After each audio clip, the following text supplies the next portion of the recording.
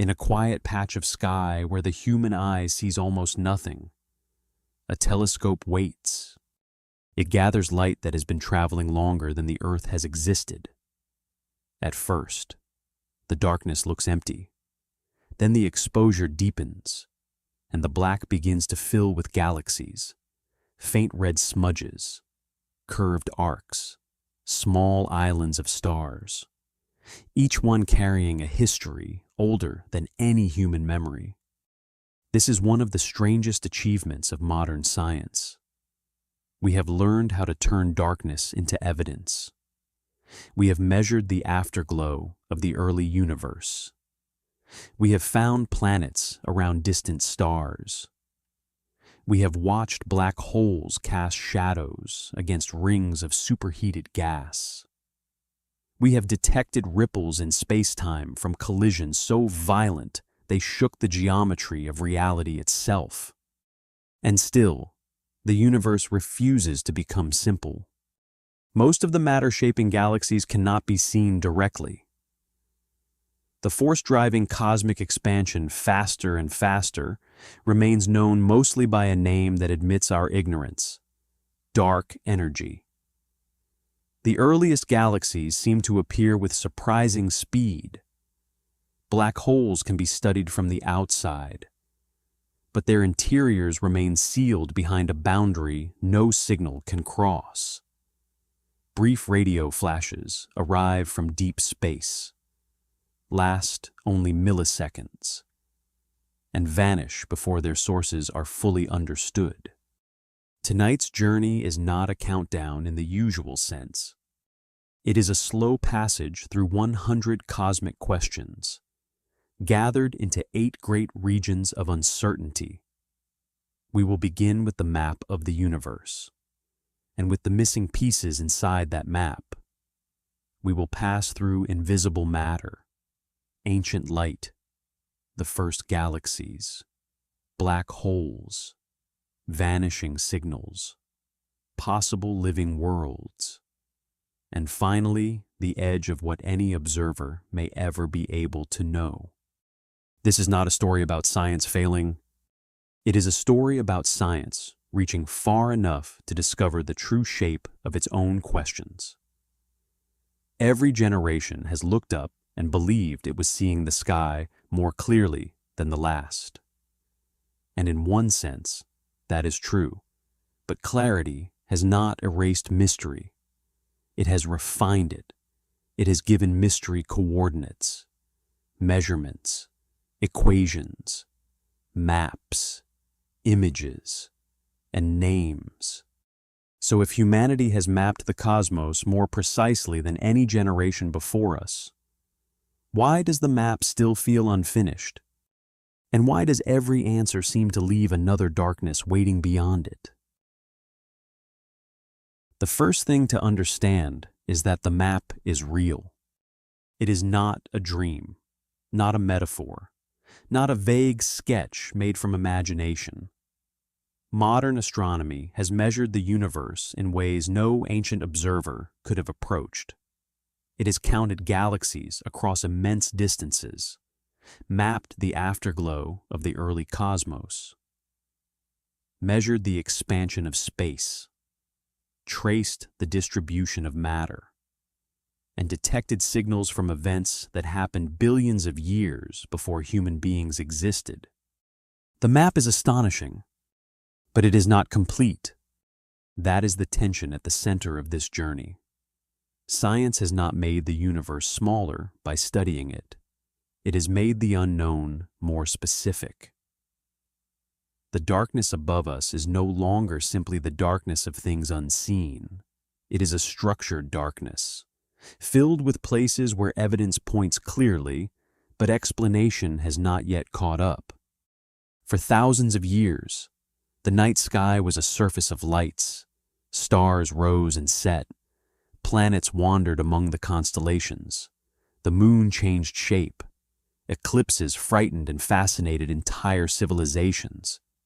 The sky guided planting, prayer, navigation, myth, and mathematics. It was useful, beautiful, sacred, and distant. but it was mostly unreachable. No one knew that stars were suns. No one knew that the Milky Way was only one galaxy among countless others.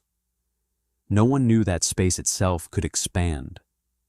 No one knew that the universe had once been hotter, denser, and filled with a light that would later cool into microwaves. The sky was full of patterns, but its physical depth remained hidden. Then the tools changed. A telescope gathered more light than the eye. A lens turned points into worlds and moons. Photography allowed the sky to collect itself slowly on plates. Spectroscopy split starlight and revealed chemistry in objects no hand could touch. Radio astronomy opened an invisible sky. Space telescopes rose above Earth's atmosphere and looked in wavelengths that human senses cannot feel. Every new tool extended the map. Every new map changed the mystery. When astronomers learned that the Milky Way was not the whole universe, the cosmos became far larger than almost anyone had imagined. But that answer did not close the story. It opened questions about how galaxies form, why they spin as they do, what holds them together, why they cluster along filaments, and why some appear surprisingly early in cosmic history. When scientists measured the expansion of the universe, the cosmos became historical. It was no longer an eternal stillness. It had a past. It had changed. But that answer opened deeper questions about the expansion rate, the beginning, the fate of everything, and the mysterious influence now called dark energy. When the cosmic microwave background was mapped, the universe revealed an ancient pattern from before the first stars. But that ancient light raised questions of its own. Why was the early universe so smooth? What planted the tiny fluctuations that became galaxies? Why do different methods of measuring expansion refuse to agree perfectly? The map sharpened.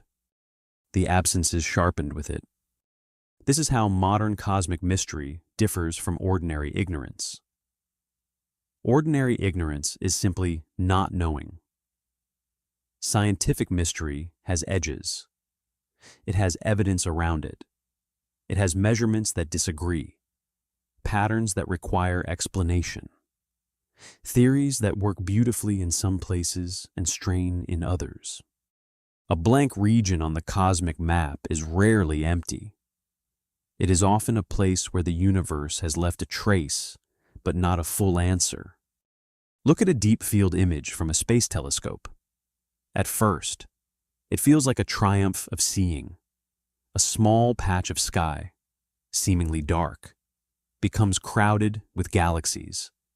Some are spirals, some are red and old, some are distorted by gravitational lensing. Some are so distant that their light began traveling when the universe was still young. The image is full, but to a scientist it is also unfinished. Each galaxy carries questions. How fast did it form stars? What kind of dark matter halo surrounds it? Is there a black hole at its center? Did it grow through mergers, gas flows, or sudden bursts of star formation? Why do some galaxies stop making stars while others continue? Why do some appear too mature for the early era in which we find them? A deep image is not only a view, it is a field of unresolved histories. Now step back from the galaxies and look at their arrangement. The universe is not evenly filled with light. Galaxies gather into clusters and superclusters. They trace long filaments and walls, surrounding enormous voids where relatively few galaxies shine. This is the cosmic web, the vast architecture of matter shaped by gravity over billions of years. But even here, the visible map is not the whole map. The luminous galaxies are like lights hung on an invisible framework. Dark matter, unseen but gravitationally powerful, appears to guide the formation of structure. Ordinary matter falls into its wells, gas cools, stars ignite, galaxies become visible along lines laid down by something that does not shine. So the map asks for what it cannot show. Where is the dark matter? How is it distributed? Does it behave exactly as the standard model expects? Why are there enormous voids? Where are the missing ordinary atoms? The baryons predicted by theory, but difficult to locate in full. How does gas move through intergalactic space? Are the largest structures fully consistent with our models? Or do they contain hints of something still misunderstood? The map has layers. A map in visible light shows stars and galaxies. A radio map shows cold gas, pulsars, magnetic fields, and ancient signals. An infrared map reveals dust, cool stars, and galaxies whose light has been stretched by expansion. An X-ray map shows hot gas, black hole environments, and violent remnants. A gravitational lensing map shows where mass bends light, including mass that does not shine. None of these maps is false. None is complete alone. The cosmos does not speak in one language. It speaks in light, radio waves, infrared warmth, X-rays, gamma rays, neutrinos, cosmic rays, and gravitational waves. It speaks through motion, distortion, delay, absence, and repetition to build a cosmic map. Scientists must combine many different kinds of listening. This is why the first section of the journey begins not with one famous object, but with the act of mapping itself. The map is where confidence and humility meet. Confidence, because the achievements are real. We can measure galaxy distances. We can detect the chemical fingerprints of stars. We can infer the presence of unseen planets. We can reconstruct parts of the early universe from the faint microwave glow around us. We can detect gravitational waves from compact objects merging far away. Humility, because the largest picture still contains missing foundations. We know the visible universe is built mostly from things we do not fully understand. We know that ordinary matter, the stuff of stars, planets, oceans, bodies, and dust, is only a small portion of the cosmic inventory. We know that most of the universe's energy budget seems tied to dark energy, and that most of the matter seems to be dark matter. We know that these names are not explanations. They are placeholders with evidence behind them. That is an important distinction. Dark matter and dark energy are not invented to make the universe sound mysterious. They are names given to measured effects. Galaxies move as if more mass surrounds them than we can see. Clusters bend light with more gravity than visible matter provides. The expansion of the universe accelerates in a way that demands explanation. The missing pieces are not decorative. They hold the structure together. The phrase observable universe also carries a hidden lesson. It does not mean the entire universe. It means the region from which light or other signals have had time to reach us since the early hot universe. Beyond that horizon, there may be more universe, perhaps vastly more. But its light has not reached us and may never reach us. There is no wall at that edge. There is only a limit of arrival. So even the greatest map ever made is a map from inside. We do not stand outside the cosmos and draw it like an island from the sky. We are embedded within it, on a small planet orbiting one star in one galaxy, receiving ancient signals from all directions and trying to reconstruct the whole from within one place. That makes the map more remarkable, not less. The achievement is almost impossible to hold. From this tiny location, science has inferred the age of the universe, the existence of galaxies beyond our own, the expansion of space, the presence of dark matter, the acceleration caused by dark energy, and the fossil light of the early cosmos. A small species on a small world has learned to read light older than its own sun. And yet, the map still opens. Not in a straight line, but in all directions. One question about galaxy rotation leads to dark matter. One question about distant supernovae leads to dark energy. One question about ancient light leads to inflation and the Hubble tension. One question about the first galaxies leads to early star formation and black hole seeds. One question about exoplanets leads to the possibility of life. The mysteries are connected. They are not isolated curiosities scattered across the night. They are thresholds within the same unfinished structure. To ask why galaxies rotate as they do is also to ask how structure formed. To ask how structure formed is to ask about the early universe. To ask about the early universe is to ask about inflation, dark matter, and the origin of fluctuations. To ask about cosmic expansion is to ask about dark energy and fate. This is why the documentary cannot move like a simple list. A list would make the mysteries feel separate. The universe does not behave that way. Its questions overlap, fold into one another, and return in new forms. The same invisible matter that helps shape a galaxy also influences the cosmic web. The same expansion that stretches ancient light also affects the future horizon. The same stars that end in explosions make the elements needed for planets and life. The map is unfinished because the universe is not built from isolated facts. It is built from relationships.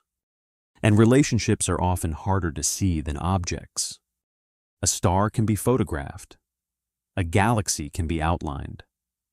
A nebula can glow in colors that instruments translate into images.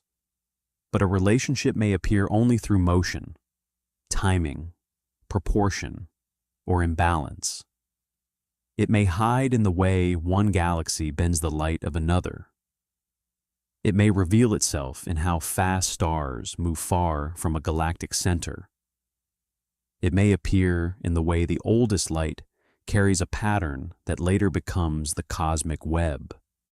This is why the map of the universe is not only a collection of things, it is a map of influences.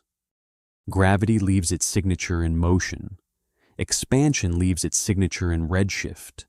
Chemistry leaves its signature in spectra. Temperature leaves its signature in radiation. Distance leaves its signature in faintness and delay. A galaxy, seen properly, is not only a shining object, it is a record of forces acting across time. The deeper we look, the more the universe becomes historical. A star is not just a star, it is a stage in the life of gas. A planet is not just a planet, it is a remnant of a disk around a young star. A black hole is not just a dark region, it is the result of collapse, accretion, and gravity pushed toward an edge. Even empty space is not simply empty, it carries expansion, fields, radiation, faint particles, and the memory of earlier conditions. This means the map cannot be read like a photograph alone. It must be read like an archive, and the archive is incomplete in a very specific way. We do not lack beauty. We do not lack data. We do not lack astonishing images.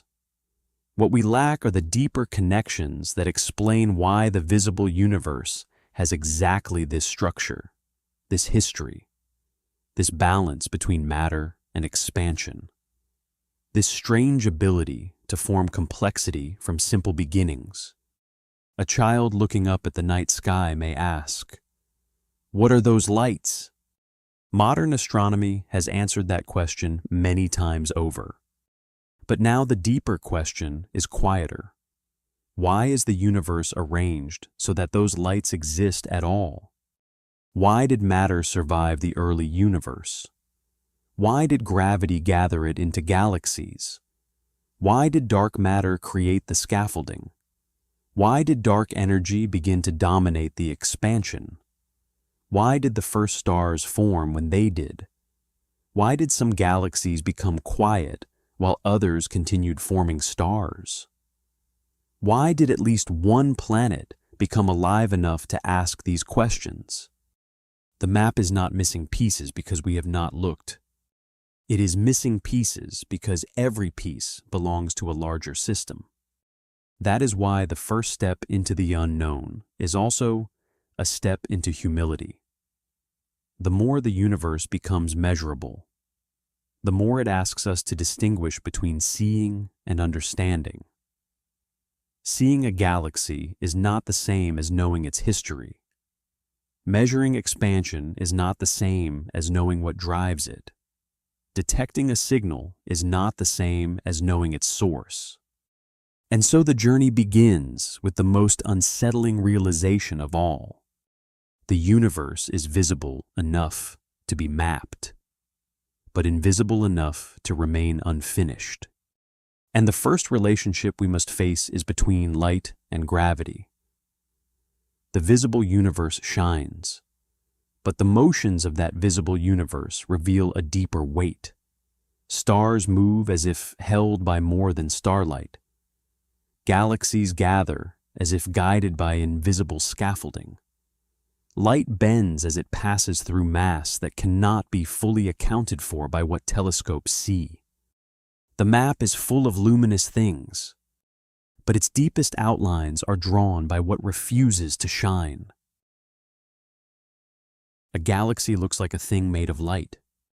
In photographs, it may appear as a spiral of blue-white stars, dust lanes, pink star-forming regions, and a bright central glow. It looks self-contained, like a luminous island floating in black water. The eye naturally believes it is seeing the galaxy itself. But the galaxy we see is not the whole galaxy. The deeper galaxy is gravitational. This is where the invisible weight of the cosmos begins, not with an idea invented in abstraction, but with stars moving in ways that visible matter alone cannot easily explain. A galaxy turns. Gas clouds orbit. Stars far from the bright center continue moving at speeds that suggest more mass is present than the light reveals. The first clue is motion. In the solar system, the farther planets move more slowly around the sun. Earth orbits faster than Neptune because most of the mass is concentrated at the center. If a spiral galaxy behaved in a similar way, stars far from the luminous center might be expected to slow down. But many galaxies did not show that simple decline. Their outer regions moved as if surrounded by a much larger mass. The light faded. The gravity did not. That discrepancy became one of the great clues of the 20th century. Fritz Zwicky had earlier studied galaxy clusters and argued that visible matter was not enough to hold them together. Later, Vera Rubin and Kent Ford measured galaxy rotation curves with the kind of patience that changes a field. Their work strengthened the case that galaxies sit inside extended halos of unseen matter. Imagine the image on a screen, a graceful spiral galaxy, bright in the center, fading outward. Now imagine another shape around it, invisible to the eye, much larger than the disk, surrounding it like a clear gravitational atmosphere. The stars are only the lanterns. The hidden halo is the house. This is dark matter. The name can mislead if we hear it too dramatically. Dark matter is not dark because it is sinister. It is dark because it does not interact with light in the ordinary way. It does not shine like a star, reflect like a planet, or glow like hot gas. Its presence is inferred mainly through gravity. That makes it strangely humble. It does not announce itself by appearance. It announces itself by effect. Galaxy rotation is one effect. Gravitational lensing is another. When light from distant galaxies passes near a massive cluster, the cluster's gravity bends and distorts that light. Background galaxies can appear stretched into arcs or multiplied into ghostly images. By measuring these distortions, scientists can map where the mass must be. Often, there is more mass than visible matter can account for. The universe is acting heavier than it looks. In galaxy clusters, hot gas shines in X-rays, galaxies sparkle like scattered embers, and dark matter shapes the total gravitational field. In some colliding clusters, ordinary matter and inferred mass appear separated in ways that support the idea that dark matter behaves differently from gas. Such systems do not tell us what dark matter is, but they make the missing mass difficult to dismiss. The evidence is not one clue. It is a convergence.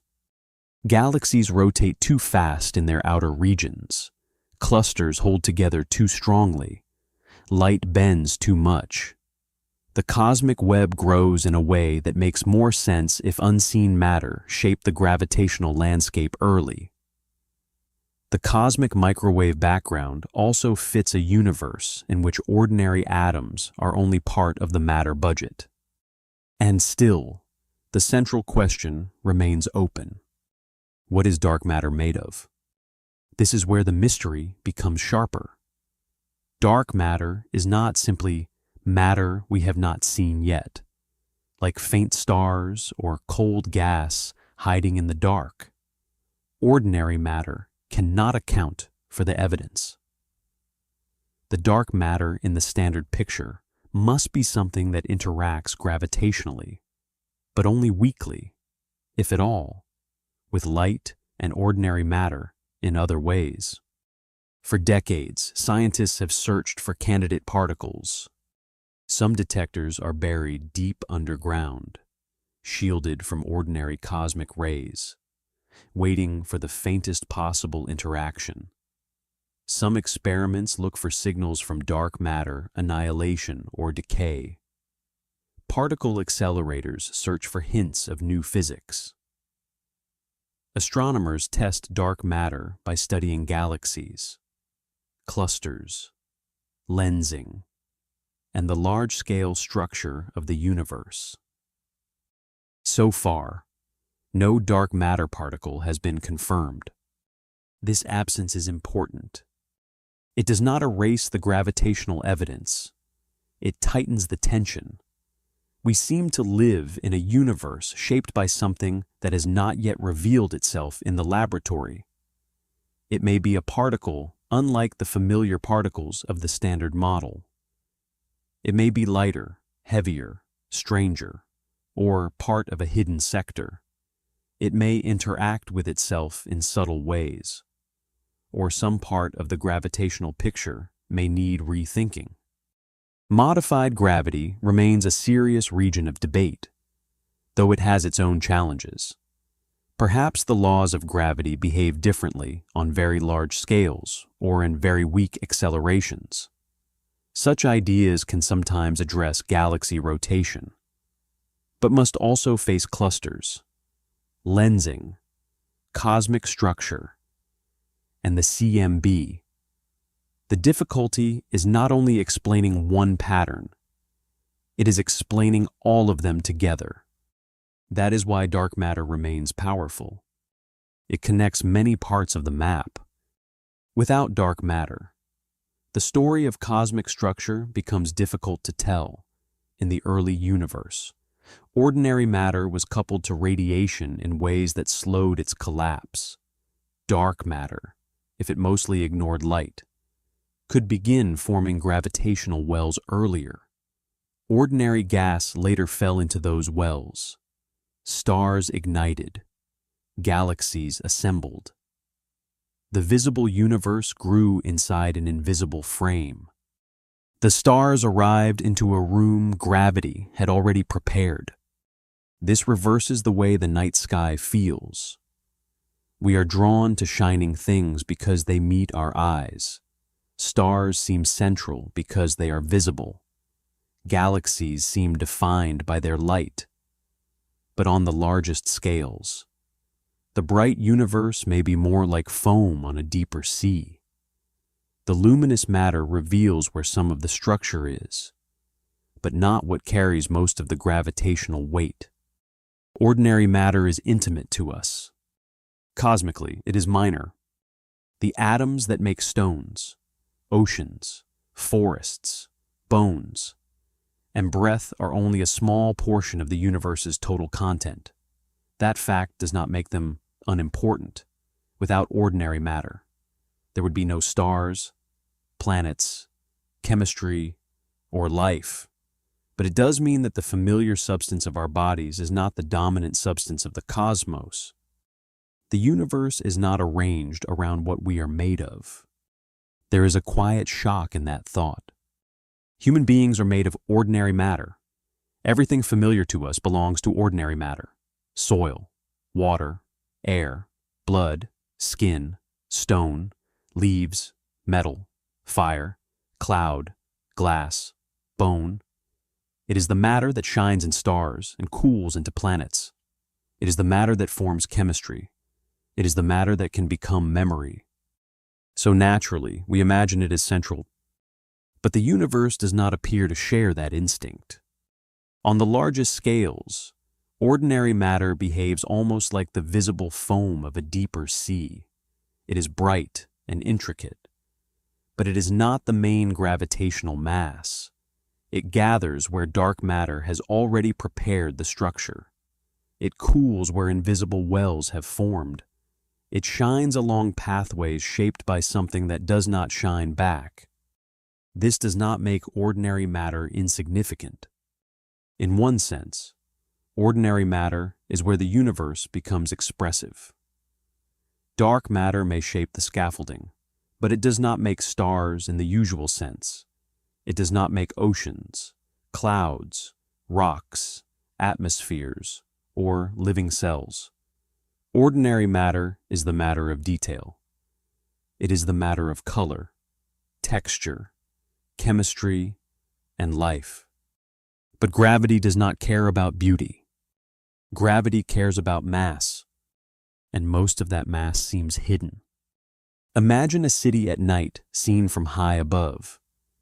The streets glow, windows burn softly, roads trace golden lines through darkness.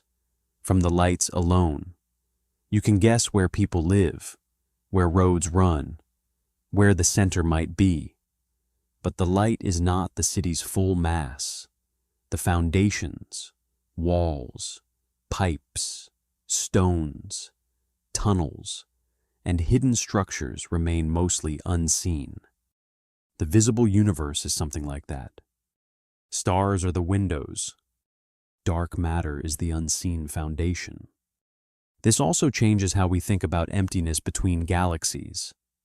Intergalactic space can look like nothing, but it is part of the same structure. It contains faint gas, radiation, magnetic fields, dark matter, and the stretched history of expansion. It is not full in the way a star is full. It is full in the way a silence can be full of meaning after music has passed through it. Dark matter gives silence weight, and dark energy gives silence distance. When dark energy enters the picture, the emotional shape of the universe changes again. Dark matter helps make the cosmic web. Dark energy slowly works against that gathering at the largest scales. It does not tear galaxies apart today because galaxies, solar systems, planets, and bodies are held together by local forces strong enough to resist expansion. But between galaxy clusters, across the great unbound spaces, expansion grows. The universe builds local islands. Then it stretches the sea. This balance is delicate. If dark matter had been very different, galaxies may not have formed as they did. If dark energy had dominated much earlier, matter might have been pulled apart too quickly for rich structure to grow. If dark energy behaves differently in the future, cosmic destiny could change. The story of the universe is therefore not only a story of things appearing, it is a story of timing. Dark matter had to help structure grow early. Ordinary matter had to cool and form stars. Dark energy had to remain quiet enough for galaxies to develop before becoming dominant. This does not mean the universe was designed for us. It means our existence depends on a sequence of cosmic conditions that could have been otherwise. That is why dark matter and dark energy are not merely technical problems. They are questions about why cosmic history took this path and not another.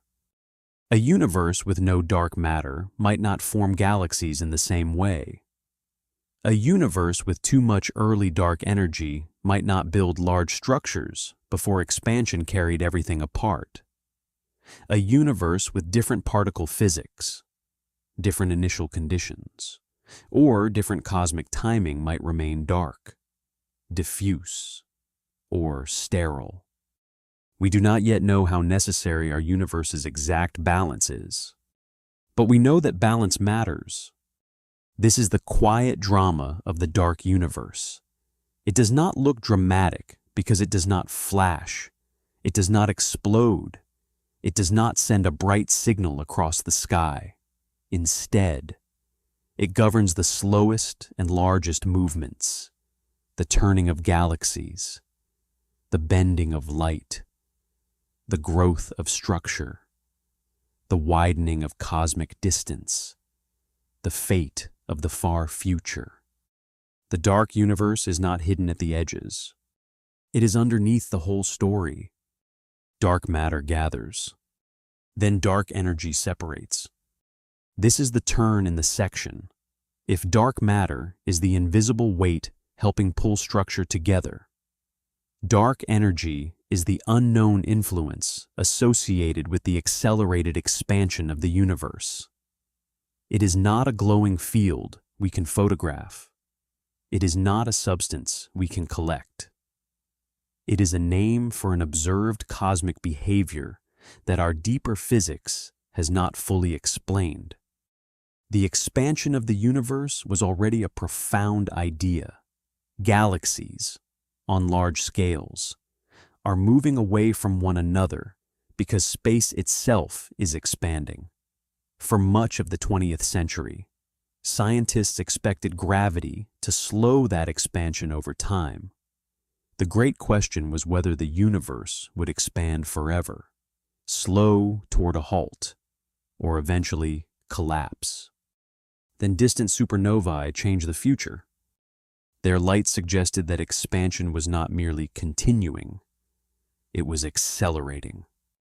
This was a different kind of shock from dark matter. Dark matter adds unseen gravity. Dark energy seems tied to the stretching of space itself. Dark matter helps galaxies and clusters form. Dark energy acts most clearly on the largest scales, where gravitationally bound systems are separated by expanding space. One gathers structure, the other opens distance. Between them, the universe becomes a balance between assembly and isolation. Gravity draws matter into stars, galaxies, clusters, and webs. Accelerated expansion makes the largest separations grow faster with time. The universe builds islands and widens the oceans between them. Dark energy therefore touches fate. If it behaves like a cosmological constant, the expansion may continue accelerating into the distant future. Galaxies beyond our local gravitational neighborhood will recede beyond practical visibility.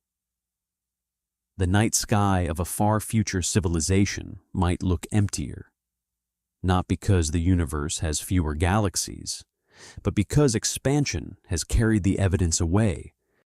The future may become harder to remember. That image gives dark energy a quiet sadness. We live at a time when the cosmic microwave background can still be measured. Distant galaxies can still be seen, and the large-scale history of the universe can still be reconstructed if acceleration continues. Some of that information will become unreachable to observers in the far future. So, dark energy is not only a number in equations, it is the keeper of cosmic horizons. What is it? A fixed energy of space itself? A field that changes over time? A sign that gravity is incomplete on the largest scales? A clue to vacuum energy? Why does it have the value it has? Why is it becoming dominant now, after matter shaped the earlier universe? Each of these questions is still open. This is why missions such as Euclid matter. Euclid is not simply taking beautiful pictures. It is measuring the large-scale distribution of galaxies, the bending of light by gravity, and the growth of structure over cosmic time. It is trying to read dark matter and dark energy through the marks they leave on the visible universe. In a sense, Euclid is drawing a map of things it cannot directly see. That is one of the great arts of astronomy. A planet can be found through a star's wobble. A black hole can be found through the orbit of nearby stars. Dark matter is traced through motion and lensing. Dark energy is traced through expansion, distances, and structure. The universe is often understood by consequences before causes are known. This indirectness is not weakness. It is how science reaches beyond the senses. But it requires caution. A measured effect must be tested against alternatives. A model must be checked against different data sets. A beautiful explanation must survive contact with observations that were not designed to flatter it. Dark matter and dark energy remain powerful not because they are convenient names, but because many independent lines of evidence keep returning to them. Still, the incompleteness remains. We do not know the particle nature of dark matter, if it is a particle at all. We do not know whether dark energy is constant or changing. We do not know whether both mysteries will fit inside the current cosmological model after future measurements become more precise. We do not know whether the standard picture will be refined, stretched, or partly replaced. The visible cosmos is like a lit room whose walls are held by forces outside the light. That image may be the simplest way to feel Section 2.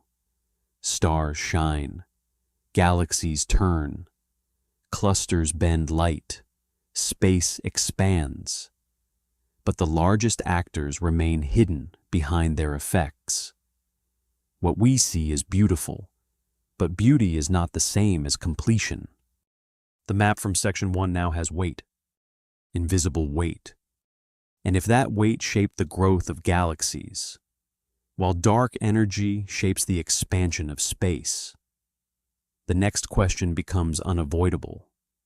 To understand the present, we must turn backward to the oldest light still reaching us.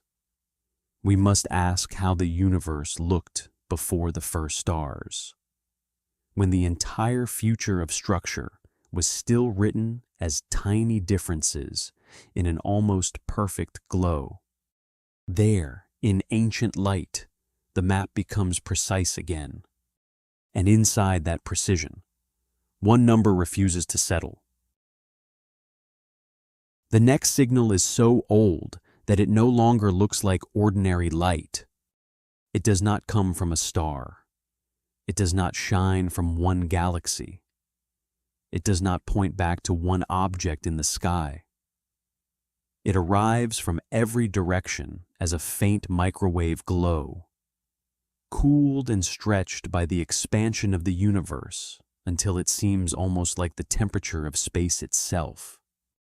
This is the cosmic microwave background. To imagine it, we have to return to a time before stars. The universe was hot, dense, and filled with charged particles. Light could not travel freely for long because it kept scattering off electrons. Space was not transparent in the way it is now. It was more like a glowing fog. Then the universe cooled. Electrons joined with nuclei to form neutral atoms. Light, which had been trapped, could finally move through space. That released radiation has been traveling ever since, stretched by cosmic expansion into microwaves. When our instruments detect it today, they are receiving light from when the universe was about 380,000 years old. It is not a photograph of the first instant. It is a photograph of the universe becoming visible. That distinction matters. The cosmic microwave background does not show the origin itself. It shows the moment when light could begin carrying a picture across the cosmos. Before that, the universe was opaque. After that, history could be written in radiation. In a control room, the CMB does not appear as a mystical glow. It appears as data, maps, temperature differences, careful calibrations, foreground removals, statistical patterns. Yet behind all that technical work is an image almost too quiet to hold, ancient light filling every direction, carrying the oldest visible surface of the cosmos. When scientists mapped it, they found extraordinary smoothness. No matter where they looked, the temperature was nearly the same. The early universe, at that visible surface, was astonishingly uniform, but not perfectly uniform. Tiny differences existed, small variations that would later become the seeds of galaxies, clusters, and the cosmic web. This is the delicate balance. Too smooth, and nothing forms; too uneven, and the universe becomes wildly different. The cosmos we inhabit grew from a pattern that was almost featureless, but not quite. The not quite became everything. The phrase sounds almost too small for what it means. The not quite became the first dense regions. The first dense regions became the places where gravity could work slightly harder over immense spans of time. Those tiny advantages grew. Matter gathered into clumps. Clumps became clouds. Clouds fed stars. Stars gathered into galaxies. Galaxies gathered into clusters. Clusters traced the cosmic web. A temperature variation too small for human senses became the architecture of everything visible. This is one of the most beautiful ideas in cosmology. The universe did not need enormous early structures to become enormous later. It needed tiny differences and time. Gravity is patient, given enough time. It can turn a slight imbalance into a galaxy cluster. But this also means the early pattern had to be right in a very particular way. If the fluctuations were too small, structure might form too late or too weakly. If they were too large, the universe might become violently clumpy too early. If their distribution were very different, the cosmic web might not resemble the one we observe. The ancient light is therefore not just a relic.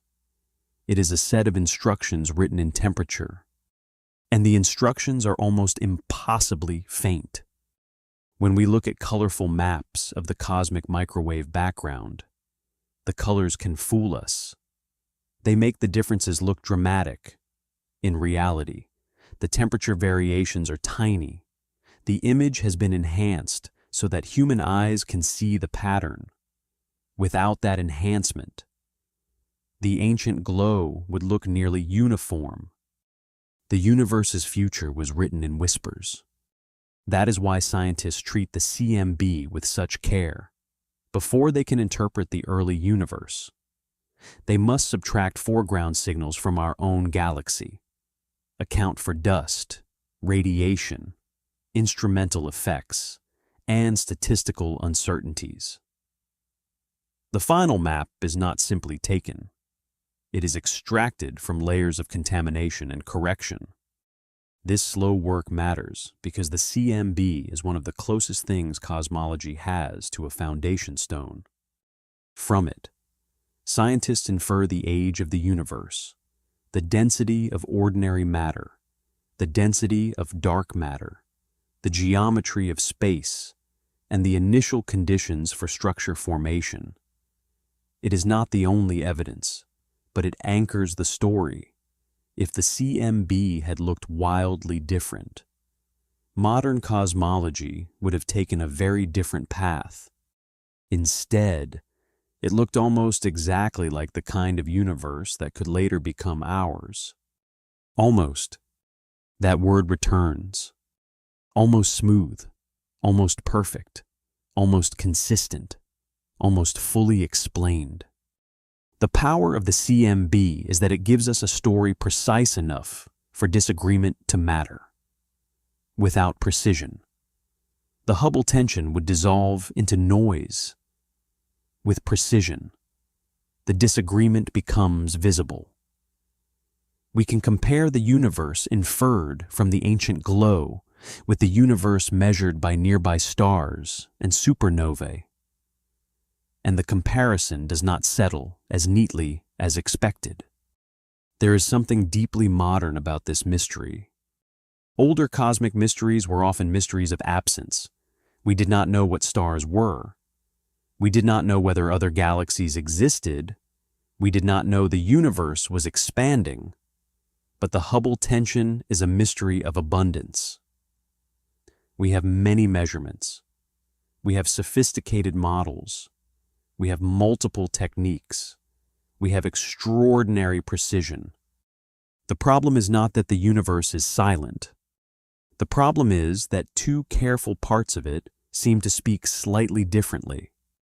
That difference may still turn out to be human, a hidden bias, a calibration issue, a subtle property of stars, a small unrecognized systematic in one method or another. Science has seen such things before. Nature often seems strange until a careful measurement reveals that the strangeness was in the instrument, not the world. But sometimes the instrument is right. And if the instrument is right, the model must listen. That is why scientists continue to search for independent routes, not because they want conflict, but because reality must be checked from more than one direction.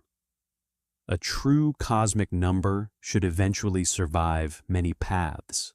If it does not, then the disagreement itself becomes part of reality's message. The ancient light is therefore not only ancient, it is still active in the present debate. It keeps asking what kind of universe we live in now. This raises one of the first great questions of ancient light. Why was the universe so smooth across such enormous distances? Regions now far apart in the sky appear to have nearly the same temperature, even though, without some deeper explanation, they would not seem to have had enough time to share conditions. This is one reason inflation became such a powerful idea. Inflation proposes that the very early universe underwent an extremely brief, extremely rapid expansion, a tiny region, once causally connected, could have been stretched to cosmic size. Tiny quantum fluctuations could have been expanded into the density variations that later gravity would amplify.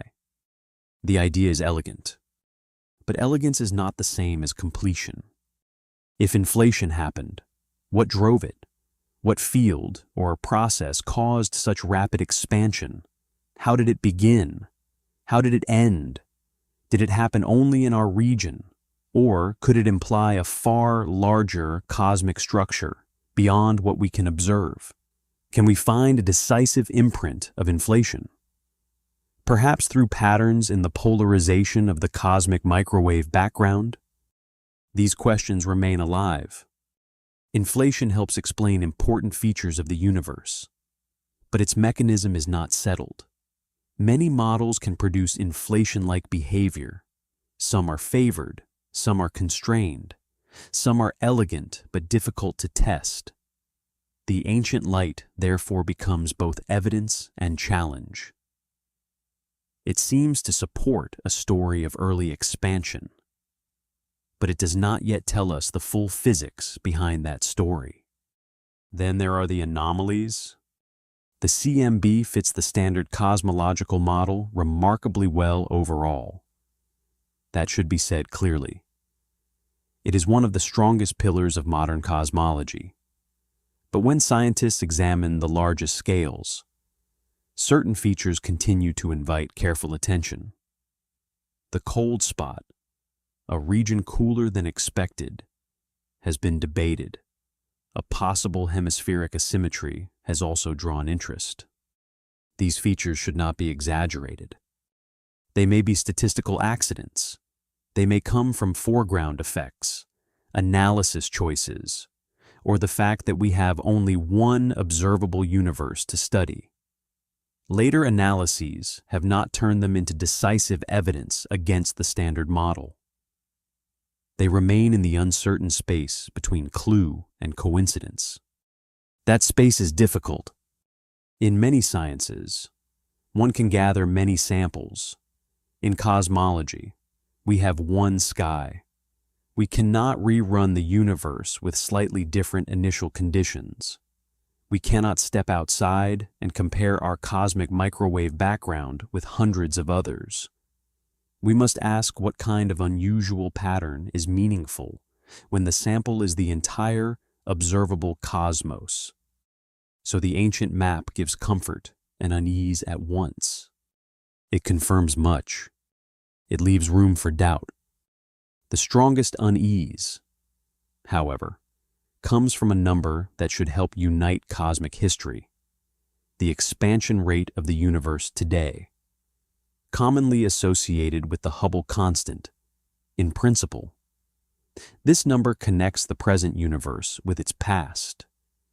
It tells us how fast space is expanding now and helps link the age, size, and fate of the cosmos. There are two broad ways to approach it. One begins in the early universe. Scientists study the cosmic microwave background, fit it within the standard cosmological model, and infer what today's expansion rate should be. The other begins in the later universe, using distance measurements to nearby and distant objects, such as Cepheid variable stars and Type 1a supernovae. To build a distance ladder and measure expansion more directly, both routes are careful. They do not agree perfectly. This disagreement is known as the Hubble tension. It is not large in a casual, everyday sense, but in precision cosmology, it is too important to ignore. The early universe route gives one value. The late universe distance ladder gives a higher one. The disagreement has persisted through years of improved observations and debate. The tension is powerful because it is born from success. If the measurements were crude, the problem would be less interesting. If the theories explained very little, disagreement would be expected. But the standard cosmological model works remarkably well across many domains. and the measurements have become increasingly refined. The discomfort comes from the fact that serious methods are pointing to slightly different cosmic histories. A number that should settle down keeps moving apart. That is the broken number of this section. It is not proof that new physics exists. It is not proof that cosmology is broken. It is a pressure point. It says that either some hidden systematic error remains, or some part of the model is incomplete, or both. The task is not to declare a revolution too early. The task is to keep measuring until the universe reveals whether the disagreement is human, instrumental, astrophysical, or fundamental. The possibilities are many. Perhaps Cepheid calibrations, supernova environments, dust, stellar populations, or selection effects contain a subtle bias. Perhaps early universe inferences rely on assumptions that need adjustment. Perhaps there was an early form of dark energy. Perhaps neutrinos or other particles behaved differently. Perhaps gravity or expansion history contains a feature not yet captured in the simplest model. Each possibility has costs. That is what makes the tension scientific rather than merely dramatic. A proposed solution must not only move the Hubble constant, it must preserve all the other successes of cosmology, the CMB pattern, the abundance of light elements, galaxy clustering, gravitational lensing, supernova distances, and the growth of structure. A solution that fixes one crack while breaking the wall is not enough. So scientists turn to independent methods. Gravitational waves from neutron star mergers may act as standard sirens. Strongly lensed quasars can offer time delay measurements. Red giant stars can help calibrate distances. Future surveys may refine the expansion history. Each method is another way of asking the same question without depending entirely on the same ladder. The universe should not have two expansion rates. But the path to one answer may pass through something unexpected. There is a useful image here.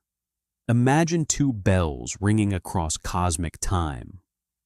One bell rings from the early universe, from the microwave afterglow released when space first became transparent. The other rings from the nearby universe, from stars and supernovae used to measure distances step by step. Both tones are clear. Both are carefully measured. Yet they do not quite merge into one note. Scientists are still listening for the reason. This listening is slow because precision has its own burden. A tiny bias can matter. A calibration can travel through an entire measurement chain. A foreground signal can contaminate ancient light. A star used as a distance marker can have complexities hidden inside its history. A model can be almost right and still miss a small ingredient with large consequences. Precision does not remove uncertainty. It makes uncertainty visible. That is the deeper lesson of ancient light. The CMB gave cosmology one of its greatest confirmations. But it also provides one of the routes to a modern tension. It shows the universe when it was nearly smooth, and it helps predict what that universe should become. The late universe then answers through galaxies, supernovae, and distances. Between prediction and measurement, a gap remains. It may close. Many tensions in science have faded when better data arrived. Some disappear quietly, not through a grand discovery, but through improved methods. But some tensions stay. They survive longer than expected. They force models to bend or expand. They become the first visible edge of a deeper change. The Hubble tension has not yet told us which kind it is. That uncertainty should remain. As this section closes, we are left with a universe whose oldest visible light carries the seeds of everything. Its smoothness points toward inflation. While the mechanism of inflation remains uncertain, its tiny fluctuations grow into galaxies. While some large-scale features continue to be debated, its role in measuring expansion creates a number that does not fully agree with nearby cosmic measurements. The ancient light does not end the mystery of the beginning. It makes the beginning measurable. And once the seeds are visible, the next question becomes physical. Gravity acts on the slight unevenness. Gas begins to gather. Darkness prepares itself for light, somewhere in the young universe. After ages without stars, the first fires ignite. When our newest telescopes look back toward that dawn, they find a universe that may have become structured faster than our simplest stories expected.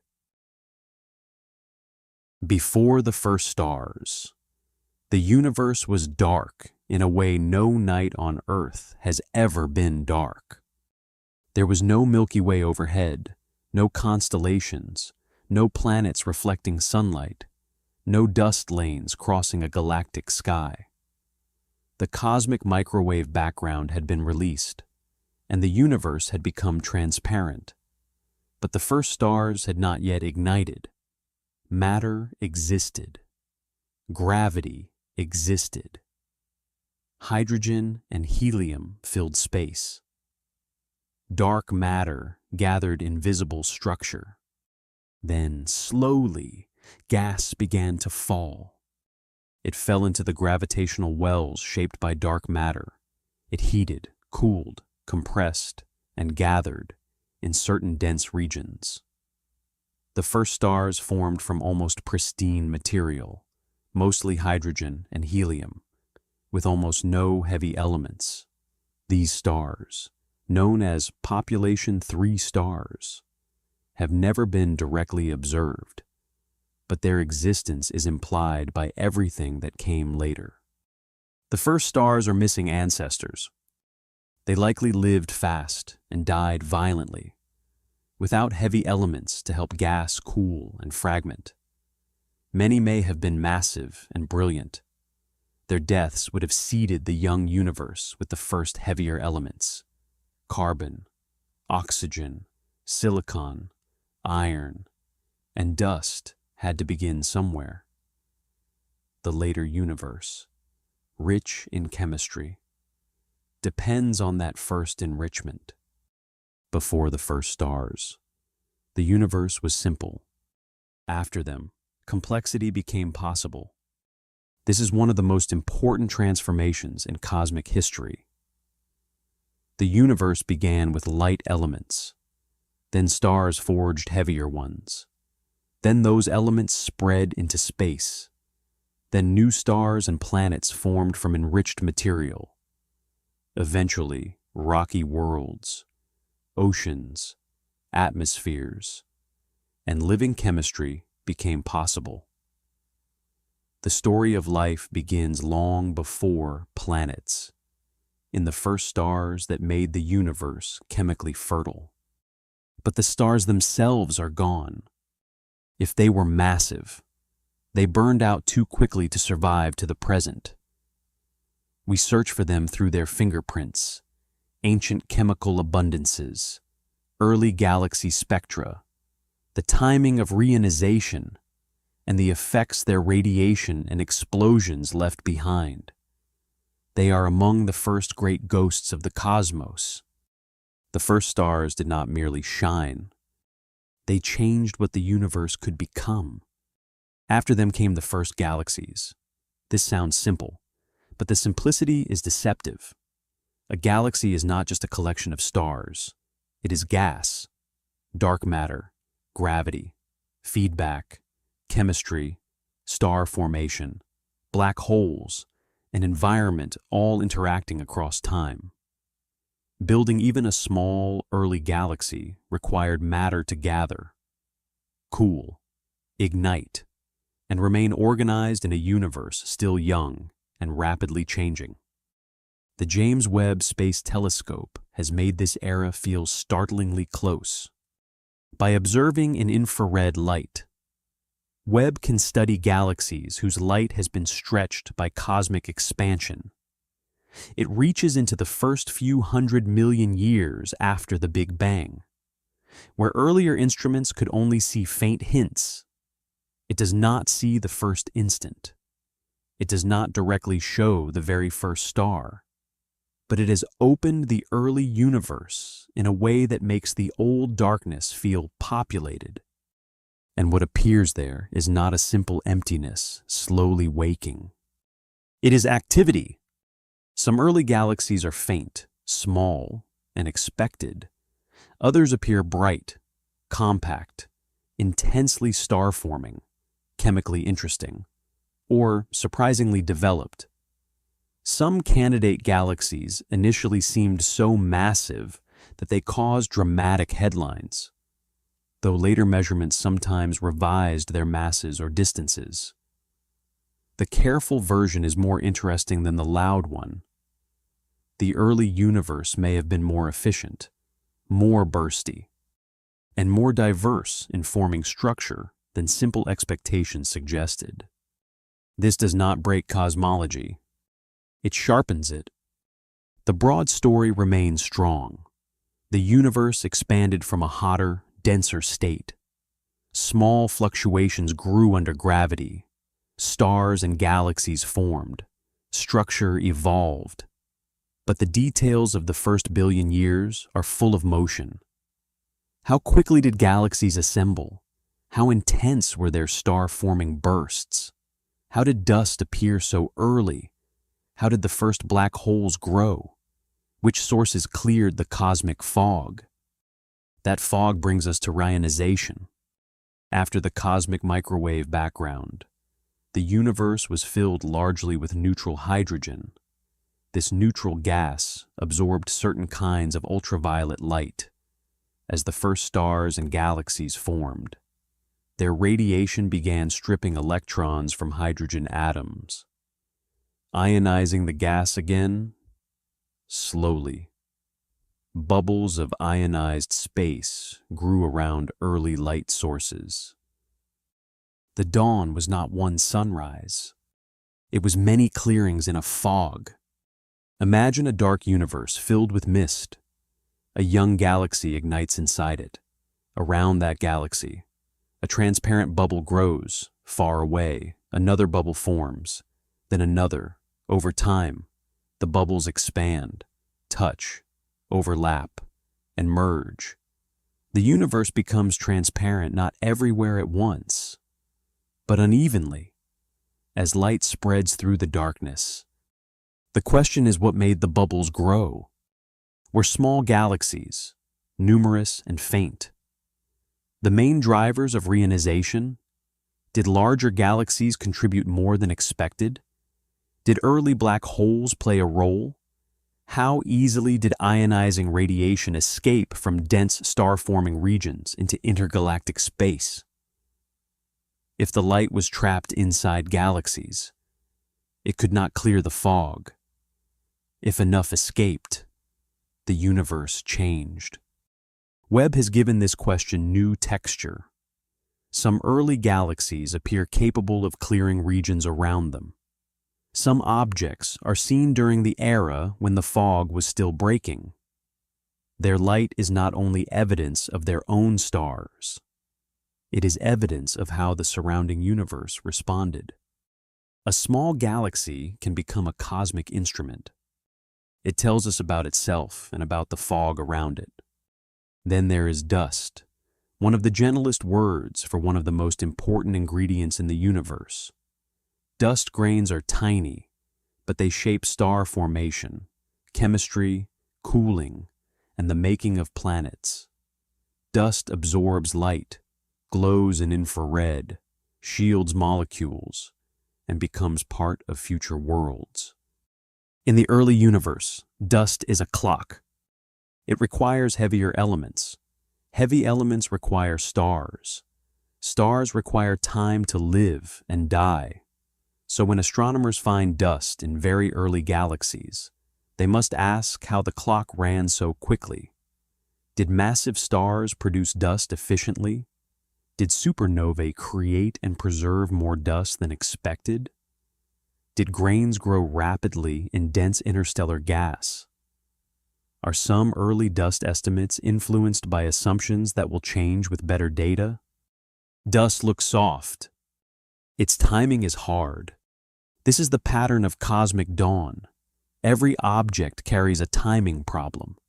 The first stars raise the question of pristine gas and massive formation. Early galaxies raise the question of rapid assembly. Ionization raises the question of escaping radiation. Dust raises the question of fast enrichment. Early black holes raise the question of growth. The black holes are perhaps the most unsettling. In the present universe, supermassive black holes sit in the centers of many large galaxies. Given billions of years, one can imagine black holes growing through accretion and mergers. But quasars powered by enormous black holes appear very early in cosmic history, less than 1 billion years after the Big Bang. Some seem too massive to have grown easily from ordinary stellar remnants, unless feeding was extremely efficient. So where did their seeds come from? One possibility is that the first massive stars collapsed into black holes, leaving seeds that grew rapidly. Another is direct collapse, where a large gas cloud under special conditions forms a massive black hole seed without fragmenting into many stars. Another is unusually rapid accretion, perhaps in dense early environments. Allowing black holes to feed faster than simple limits suggest for some time. None of these possibilities is fully settled. The early black hole problem is not only about mass, it is about sequence. Did galaxies form first and then grow black holes? Did black holes begin early and help shape galaxies around them?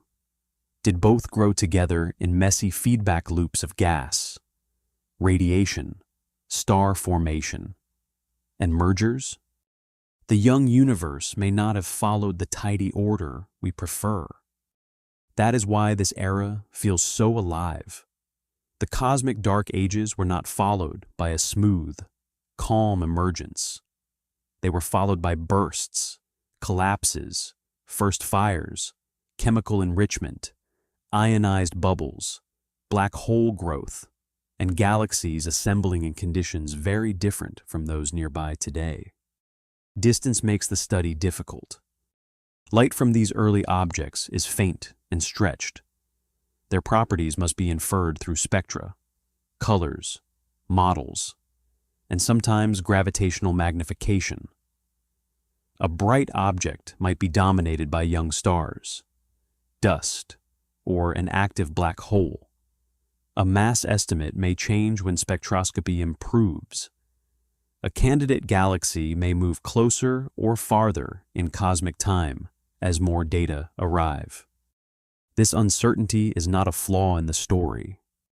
It is the story. We are watching the early universe come into focus by degrees. Some initial claims will soften, some will strengthen. Some objects will prove less surprising than first thought. Others will remain genuinely difficult to explain. The map of cosmic dawn is being redrawn in real time, not because everything is uncertain, but because the evidence is improving. That is a rare kind of wonder. Most of the universe's deep past is beyond human intuition. Hundreds of millions of years feel enormous to us, but in cosmic history, they can be brief. When stars, galaxies, dust, and black holes appear within that early window, the universe seems fertile sooner than expected. It does not wait politely for our models to feel comfortable. It begins building. The dawn is uneven.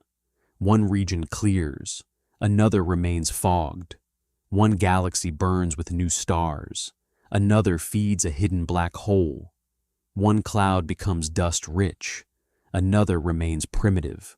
Across the young cosmos, structure appears in patches, bursts, and sudden concentrations. The universe wakes by fragments, and each fragment carries a different memory of the darkness before it. One young galaxy may be mostly pristine, still close to the simple chemistry of the early cosmos. Another may already contain traces of heavier elements, proof that stars have lived and died inside it. One may be forming stars in compact bursts. Another may be shaped by a central black hole already feeding in its core. One may allow radiation to escape into the surrounding hydrogen. Another may trap its own light inside thick gas and dust. The early universe was not one kind of place. It was many experiments happening at once. This is important because models often begin with simplification. They have to. A model cannot contain every cloud, every turbulent flow, every supernova shock, every magnetic field, every local variation in gas density. It must choose the most important ingredients and see whether the broad result resembles the universe we observe. But the early universe may have been more locally complicated than simple pictures suggest. A small difference in gas cooling could change how stars form. A burst of supernovae could push gas out of a young galaxy. A black hole could heat surrounding material. A merger between small systems could trigger new star formation. Radiation from nearby stars could suppress or encourage collapse. The first galaxies were not isolated lamps. They were interacting with their environments and with one another from the beginning. This makes the phrase "formed too fast" more subtle. It does not necessarily mean every early galaxy violates theory. It does not mean the standard model fails. It may mean that some processes were more efficient under early conditions than older assumptions allowed. It may mean that star formation came in fierce bursts. It may mean that black holes contributed more light than expected in some systems. It may mean that our methods of estimating mass and age at great distance need refinement. But even with caution, the emotional effect remains. The young universe seems awake, not fully mature, not settled, not like the nearby universe, but awake enough to surprise us. It contains bright sources, active galaxies, growing black holes, chemical enrichment, and evidence of transformation. It is no longer only the smooth afterglow of the CMB. It is no longer only dark matter wells waiting for gas. It is becoming a universe of objects. That transition is one of the hardest to reconstruct. The first stars are gone. The first galaxies are faint. The signals are stretched. The evidence is partial. The models are complex, and yet, across that difficulty, a picture slowly emerges.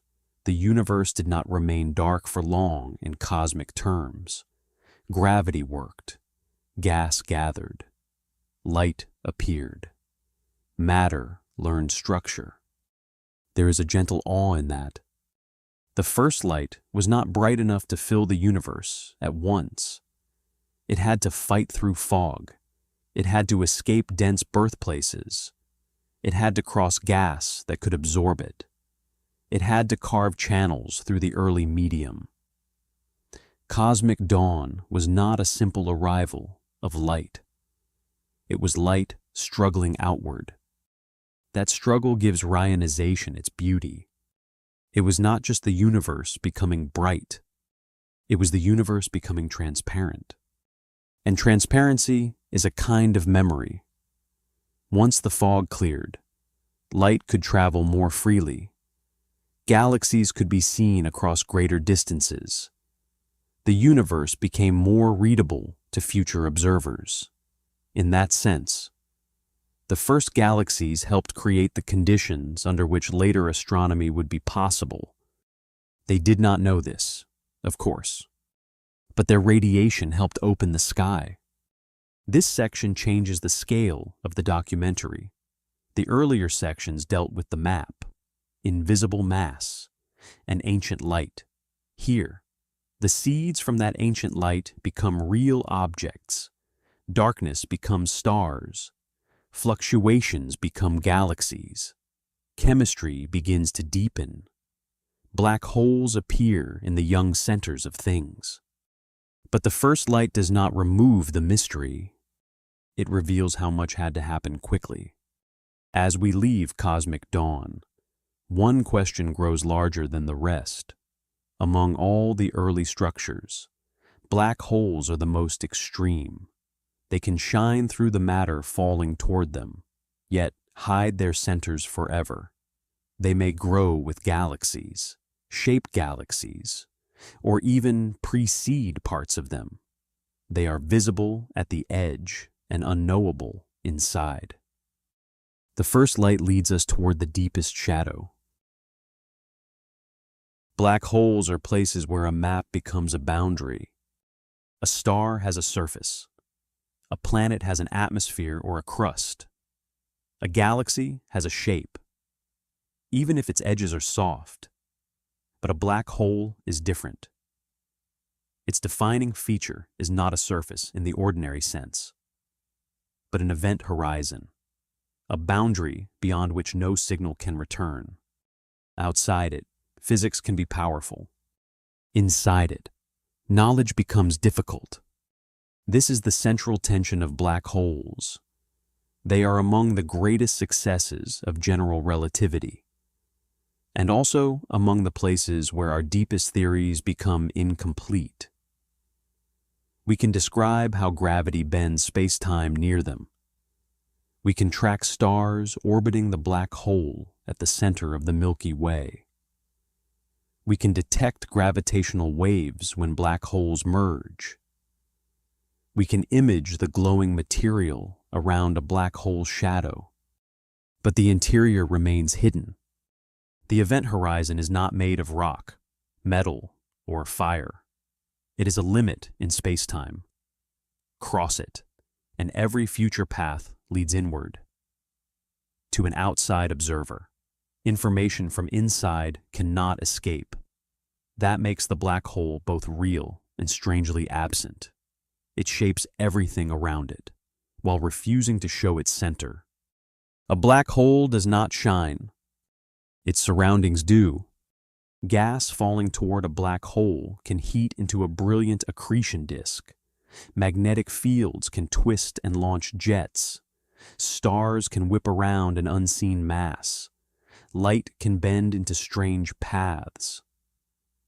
A black hole is often recognized by the behavior of matter that has not yet crossed the point of no return. The darkness is outlined by fire. At the center of our galaxy lies Sagittarius, a star, a supermassive black hole about 4 million times the mass of the Sun. For years, astronomers followed stars moving around a dark central object. Their orbits gave strong evidence that an enormous mass was packed into a very small region. Then the Event Horizon Telescope gave humanity a new kind of image. By linking radio observatories across Earth, scientists created a virtual telescope the size of the planet. The image of Sagittarius A star did not show the interior. It showed a ring-like glow around a dark central region, shaped by hot plasma and gravity near the event horizon. The image was not sharp in the everyday sense, but it was historic. Human beings had seen the shadow of the black hole in their own galaxy. And yet, the shadow only deepened the question. Seeing the edge of darkness is not the same as seeing inside it. No telescope can receive light from beyond the event horizon. The black hole's interior is not hidden by distance or dust. It is hidden by the causal structure of space-time. This is where black holes become more than astronomical objects. They become tests of reality. A black hole is simple from far away and impossible from too close. This is one of its strangest features. From the outside, a black hole can be described by only a few properties: mass, spin, and electric charge. Though astrophysical black holes are usually expected to have very little net charge, in that sense, a black hole seems almost clean compared with a star. A star has layers: fusion, storms, magnetic activity, chemical composition, age, and atmosphere. A black hole, in classical theory, is reduced to a small set of numbers. But that simplicity is deceptive. It may be the simplicity of a locked box. The outside observer can measure the box's weight and spin, but not read the full history of everything placed inside it. A collapsing star, a stream of gas, a planet, a cloud, a beam of radiation, all may cross the horizon. From the outside, the black hole absorbs mass and angular momentum. But the detailed information about what fell in seems hidden. This is why black holes are so unsettling to physics. They are not messy in the ordinary way. They are not confusing because too many visible details overwhelm us. They are confusing because the details disappear. A star hides complexity behind brightness. A black hole hides complexity behind absence. The event horizon is therefore not only a location, it is a challenge to the meaning of information. If physics is supposed to preserve the full state of the world, in principle, then black holes ask whether the universe can erase its own memory. Hawking's discovery that black holes should radiate made the question sharper. Because evaporation suggests that black holes may not simply keep their contents forever. If they vanish, what happens to the story they contained? This question has led to some of the deepest ideas in theoretical physics. It helped inspire holographic thinking, where information in a volume might be encoded on a boundary. It pushed physicists to reconsider the relationship between gravity, entropy, and quantum theory. It suggested that space-time itself may not behave the way everyday intuition expects when horizons and quantum effects meet. Black holes made absence productive. They turned darkness into a problem precise enough to transform physics. There is also the mystery of spin. Black holes can rotate, and that rotation shapes the space-time around them. A spinning black hole drags space-time in its vicinity, influencing matter, jets, and orbits. Measuring spin can help reveal how a black hole grew. A black hole that fed steadily from a disk may spin differently from one built by chaotic accretion or mergers. Spin is a fossil of history, but measuring it is difficult. Different methods can disagree. Accretion disks are complex. Jets depend on magnetic fields. Observations must be interpreted through models. So, even a property as basic as rotation becomes a question about formation, environment, and time. Then there are jets, some of the most dramatic structures in the cosmos, near some black holes. Matter falling inward somehow helps launch narrow streams of particles and energy outward at nearly the speed of light. These jets can stretch across distances far larger than the galaxy itself, carving through gas and lighting up radio skies. But how exactly are they launched? Magnetic fields are central to the story, and black hole spin may play a role. But the detailed physics remains difficult. How does infalling matter organize magnetic fields? How is rotational energy extracted?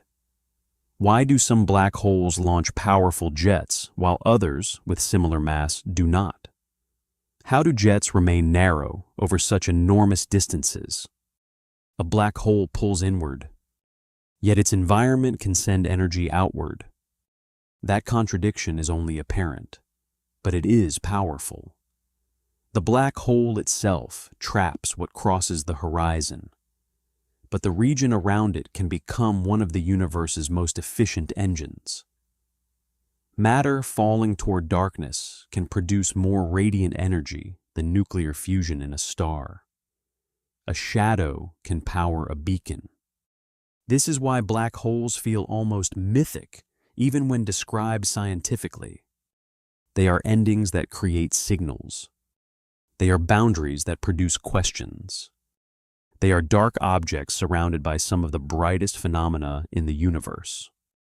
The first great unresolved question is the singularity. In the simplest classical picture, matter inside a black hole collapses toward a region where density and curvature become infinite. But infinities in physics often signal that a theory has reached the edge of its usefulness.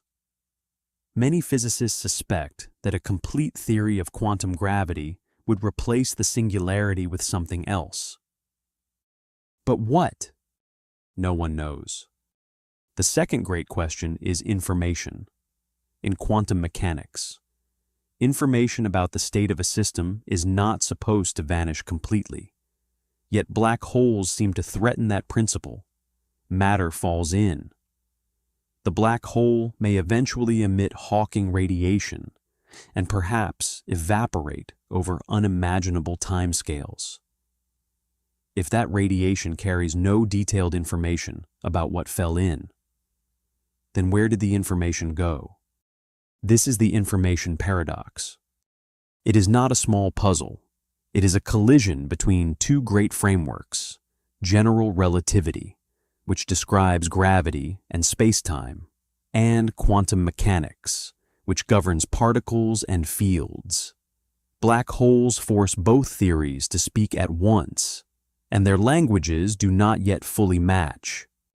Many ideas have been proposed. Perhaps information is encoded in subtle correlations in Hawking radiation. Perhaps the event horizon is not as simple as the classical picture suggests. Perhaps the interior is reconstructed in a way that changes our understanding of locality. Perhaps space-time itself is emergent, and the paradox is a clue that geometry is not the deepest layer. None of this is settled. That uncertainty should not feel like failure. It means black holes have become laboratories for questions too extreme to test on Earth. They are places where the universe naturally produces conditions that push physics toward its limits. Then there are the black holes that live in galaxies. Supermassive black holes sit at the centers of many large galaxies. When they feed strongly, they can become quasars or active galactic nuclei, releasing immense energy as matter falls inward. Some launch jets stretching far beyond their host galaxies. Some heat or expel gas, affecting star formation. Others remain quiet for long periods, like Sagittarius, a star today. This variety raises another set of mysteries. Why do some black holes blaze while others sleep? How do black holes regulate their host galaxies? Why do black hole masses correlate with properties of galactic bulges? Does a galaxy feed its black hole first? Or does the black hole help shape the galaxy's growth from early times? The answer is probably not one path. Gas flows inward, stars form, galaxies merge, black holes feed, flare, and quiet down. Energy from the central engine can heat surrounding gas or drive winds outward. Across billions of years, the black hole and galaxy become linked through exchanges of matter and energy. But in the early universe, the relationship becomes harder to explain. Supermassive black holes appear very early, powering quasars when the universe was less than 1 billion years old. Some may have grown too quickly for simple formation stories, if their seeds came from the deaths of the first stars. They needed rapid feeding, if they came from direct collapse. The early universe had to provide rare conditions that allowed huge gas clouds to collapse without fragmenting into ordinary stars. The question is not only how black holes grew, it is how they began. Were the first seeds light or heavy? Did they grow steadily or in bursts? Did they merge frequently? Did they form in dense star clusters? Did some black holes appear before their galaxies were fully assembled? Could they have helped drive ionization or altered early star formation? The shadow reaches back toward dawn.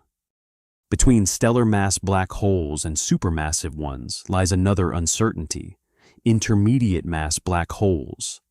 These possible objects, with masses between the black holes formed by stars and the monsters in galactic centers, may be the missing bridge. Evidence exists for candidates, but the population remains difficult to confirm. If they are common, they may show how black holes grow. If they are rare, then supermassive black holes may require more unusual origins.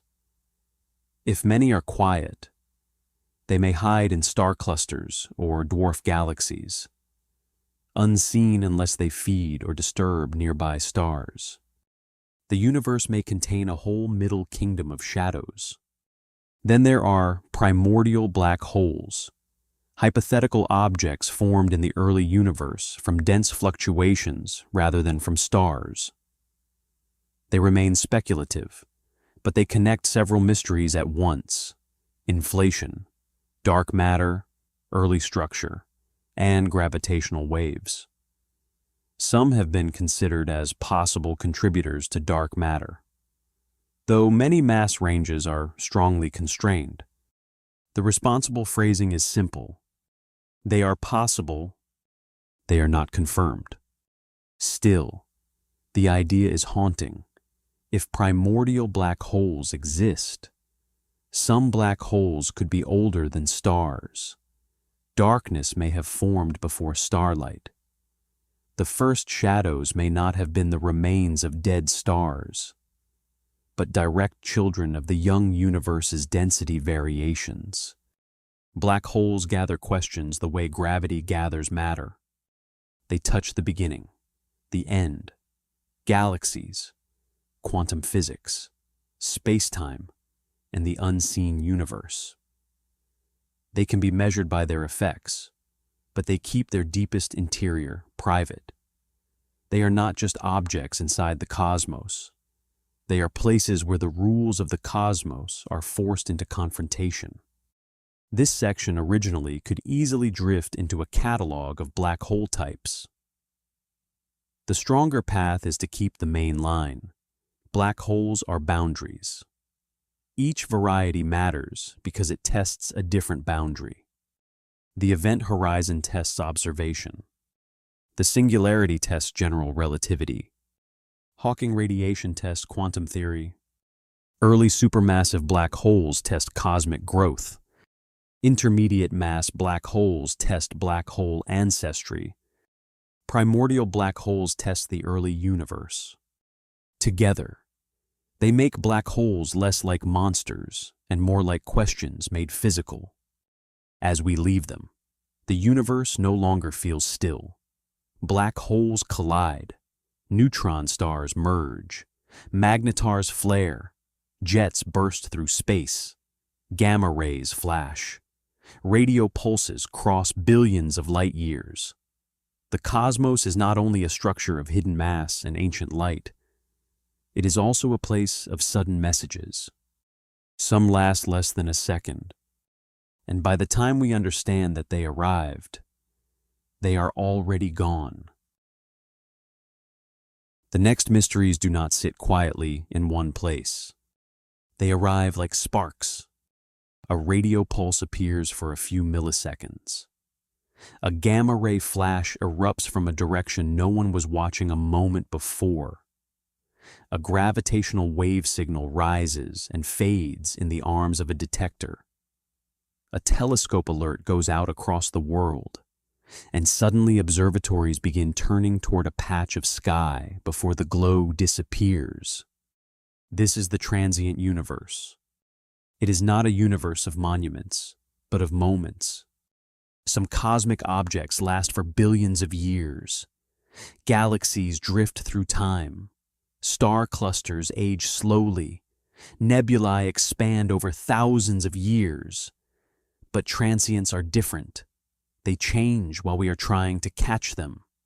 They are brief, intense, and often impossible to repeat. A signal arrives. The source is already history. Fast radio bursts are among the most haunting examples. An FRB can last only a few milliseconds, yet release enormous energy in radio wavelengths. Many come from far beyond our galaxy. Some repeat. Others have been seen only once. They travel through intergalactic plasma, arrive at radio telescopes, and leave scientists with a pulse, a dispersion measure, a direction if they are lucky, and many questions. At first, FRBs seemed almost impossible. They were too brief to localize easily, too energetic to be ordinary, too scattered across the sky to fit a simple nearby source. Explanations multiplied: neutron stars, magnetars, compact object mergers, plasma effects, black hole environments, and more speculative ideas. Then a magnetar in our own Milky Way produced an FRB-like radio burst. That event changed the field. It showed that magnetars, neutron stars with extraordinarily strong magnetic fields, can produce at least some fast radio bursts. A magnetic fracture, energy release, or violent rearrangement near a neutron star could send a sharp radio signal across space. But one source class may not explain everything. Repeaters behave differently from one-time bursts. Some sources produce many bursts. Some bursts show complex polarization. Some environments suggest young magnetars, while others may require different histories. The answer may not be singular. Nature often builds similar signals through more than one pathway. The universe may have several ways to make a millisecond cry. FRBs are also useful because their journey carries information. As a burst travels through space, it passes through electrons between galaxies. Different radio frequencies arrive at slightly different times, revealing how much plasma the signal crossed. In this way, a mysterious flash can help probe the matter between galaxies, including some of the ordinary matter that is difficult to find. The burst is the mystery. The path becomes the instrument. This is one of astronomy's quiet inversions. Even before we understand the engine, the signal can teach us about the space it crossed. A brief pulse from a distant galaxy can become a probe of the cosmic web, magnetic fields, and missing baryons. The universe sends a question, and the question itself becomes a measuring tool. Gamma-ray bursts are different, but they share the same urgency. They are among the most powerful explosions known. Some last only seconds or less. Others last longer. Long gamma-ray bursts are often associated with the collapse of massive stars, while short gamma-ray bursts are strongly linked to compact object mergers, especially neutron stars. But the details remain alive with uncertainty. What launches the jets? Why do some dying stars produce gamma-ray bursts while others do not? How narrow are the beams? How much of the apparent energy depends on viewing angle? What happens when the jet is pointed away from Earth and the burst is hidden from us? What populations are we missing because their signals are too faint, too off-axis, or too distant? A gamma-ray burst is not only an explosion, it is an alignment. If the jet points toward Earth, the event can appear unimaginably bright. If it points elsewhere, we may detect only a fading afterglow, or nothing at all. This means the transient sky is shaped by geometry as much as by violence. We see what is aimed toward us, what is bright enough, what is not hidden, and what our instruments happen to be watching. Selection is part of the mystery. The universe may be full of events we miss. Neutron star mergers show what happens when we catch more than one messenger from the same event. Two neutron stars spiral together, losing energy through gravitational waves. In the final moments, they merge. The collision can send ripples through space-time, release gamma rays, and create a kilonova whose light is powered by the radioactive decay of newly formed heavy elements. In that aftermath, elements such as gold, platinum, and other heavy nuclei may be forged. Matter gains a violent biography. Some of the heavy atoms in planets may trace back to collisions of dead stars. A ring on a human hand, a metal deep in Earth's crust, an element in a scientific instrument. Each may carry the memory of a neutron-rich catastrophe far older than the solar system. The universe does not make all matter gently. Some of its richness comes from mergers. When gravitational waves and light are observed from the same event, astronomy becomes multi-messenger. Gravitational waves tell us about the motion of massive compact objects. Gamma rays reveal high-energy emission. Optical and infrared light reveal the kilonova. Radio and X-rays trace shocks and afterglows. One event becomes many layers of evidence. But such complete captures are rare. The sky is large, time is short. A gravitational wave detector may identify a broad region. Telescopes must search quickly. Weather, daylight, distance, fading, and instrument schedules all matter. The event may be gone before enough data can be gathered. The universe does not pause for interpretation. This gives Section 6 its particular rhythm. The science is a chase, and the chase is not only across the sky, it is across time. A transient alert is a race against fading light. The first minutes matter. The first hours matter. A signal may change color, dim, shift spectrum, or disappear entirely before the next night. The universe has already performed the event. Scientists are only catching the echo as it dissolves.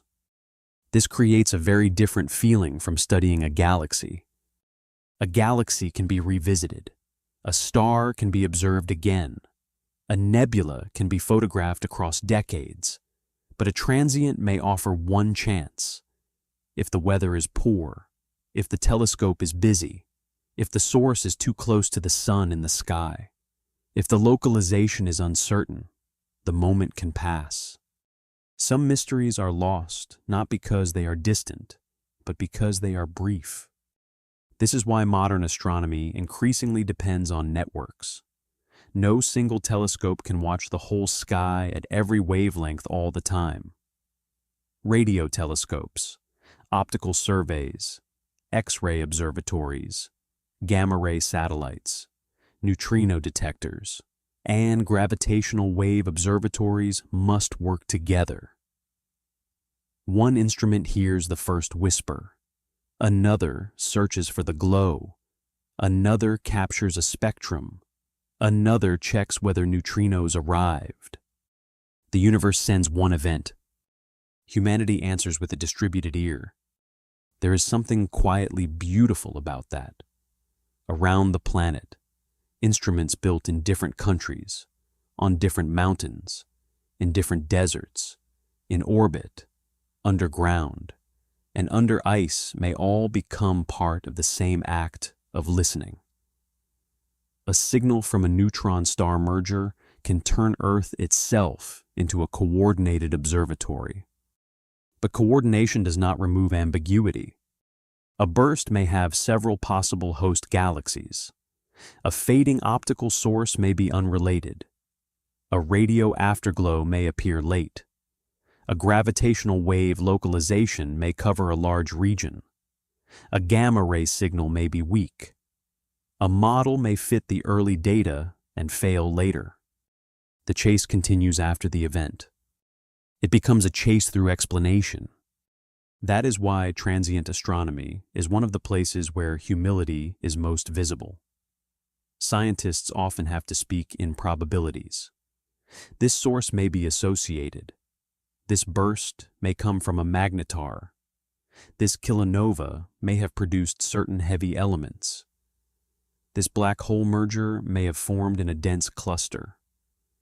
Each statement waits for more events, better statistics, and independent confirmation. The sky flashes, science answers slowly. And that is exactly how it should be. An alert arrives. Astronomers compare coordinates. Telescopes swing. Data streams in. A possible counterpart is found, or not found. The source fades, days later, weeks later, months later. The slow work begins. Spectra, models, papers, revisions, debates. The signal vanished in seconds, but its meaning unfolds for years.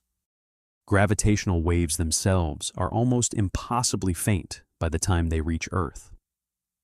A black hole merger may release enormous energy into space-time.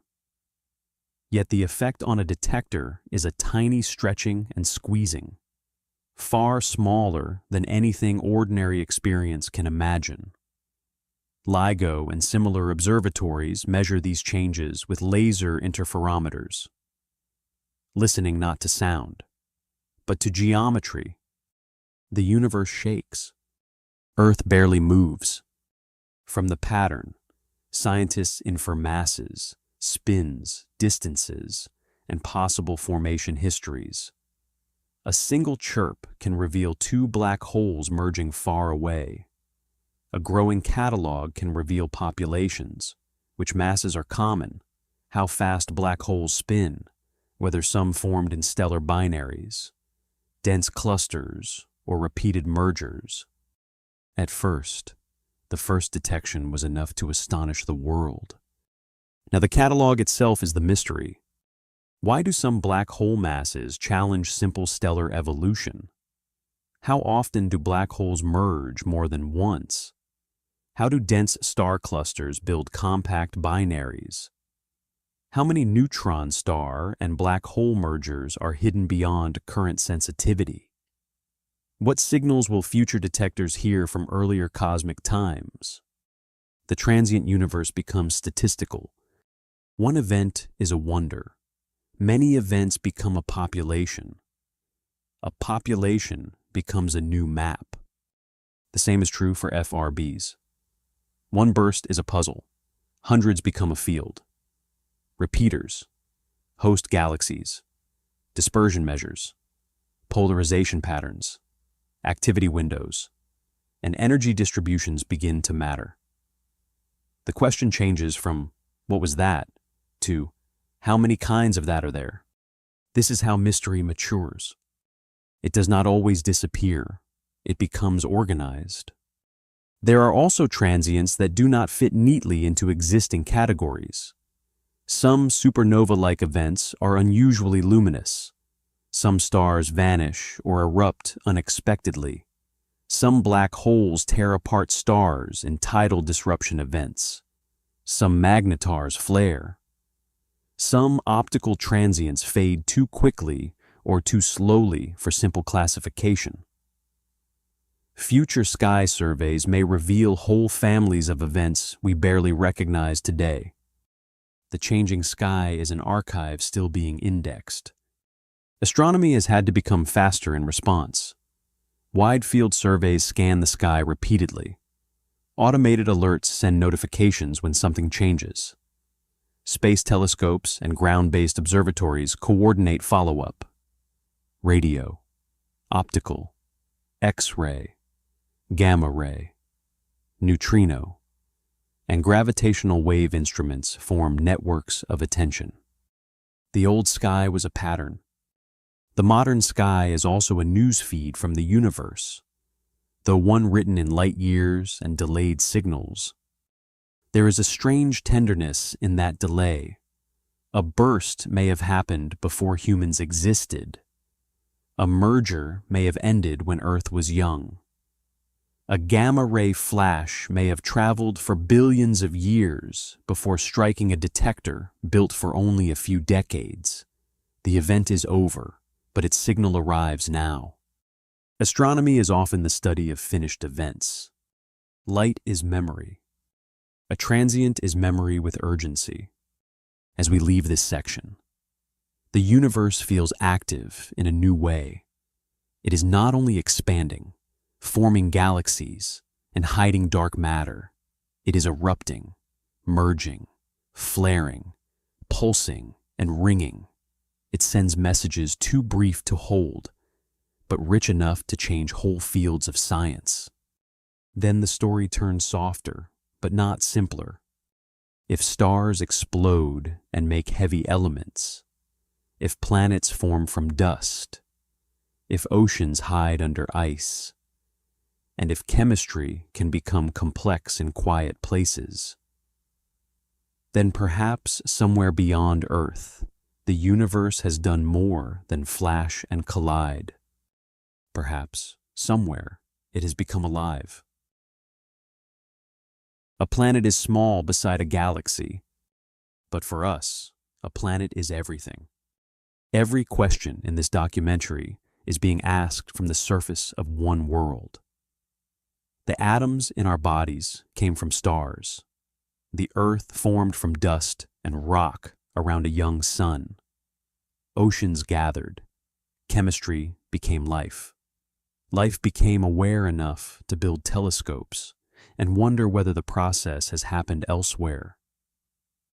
That is why the search for life feels different from every other cosmic mystery. Dark matter asks what holds galaxies together. Dark energy asks what drives cosmic expansion. Black holes ask where physics breaks. But life asks whether the universe has ever looked back at itself from another place. For most of history, planets around other stars were imagined but not confirmed. It seemed reasonable that other suns might have worlds. But reason was not detection. A planet is faint beside its star. It is lost in glare. It must often be found indirectly, by a tiny dip in starlight as it transits, a wobble in the star's motion, a microlensing event, or, in rare cases, direct imaging. Then the exoplanet era opened. Thousands of planets have now been confirmed. They are not all Earth-like, and that is part of the wonder. There are giant planets close to their stars, worlds larger than Earth but smaller than Neptune, planets around red dwarfs, planets in multi-world systems, planets in scorching orbits, and planets that may lie within habitable zones. The old question changed. It is no longer whether planets exist elsewhere. It is what kinds of planets exist, and whether any of them are alive. The habitable zone is often called the region around a star where liquid water could exist on a planet's surface. But this phrase must be treated carefully. A planet in the habitable zone is not automatically habitable.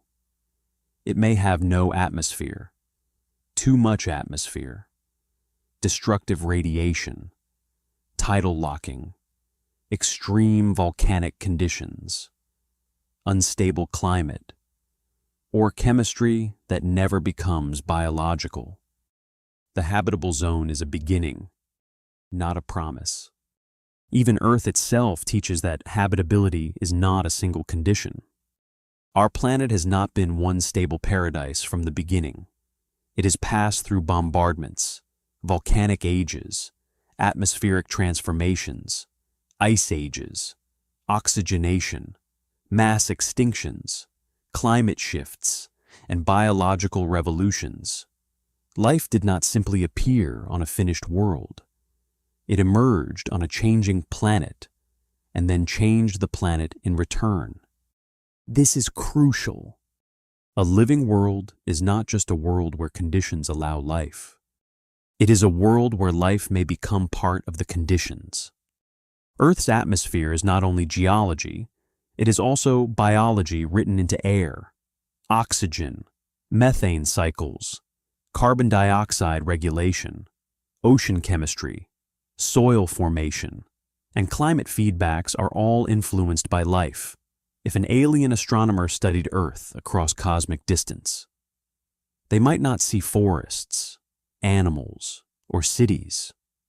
They might see atmospheric imbalance, seasonal changes, reflected light, and chemical patterns that require explanation.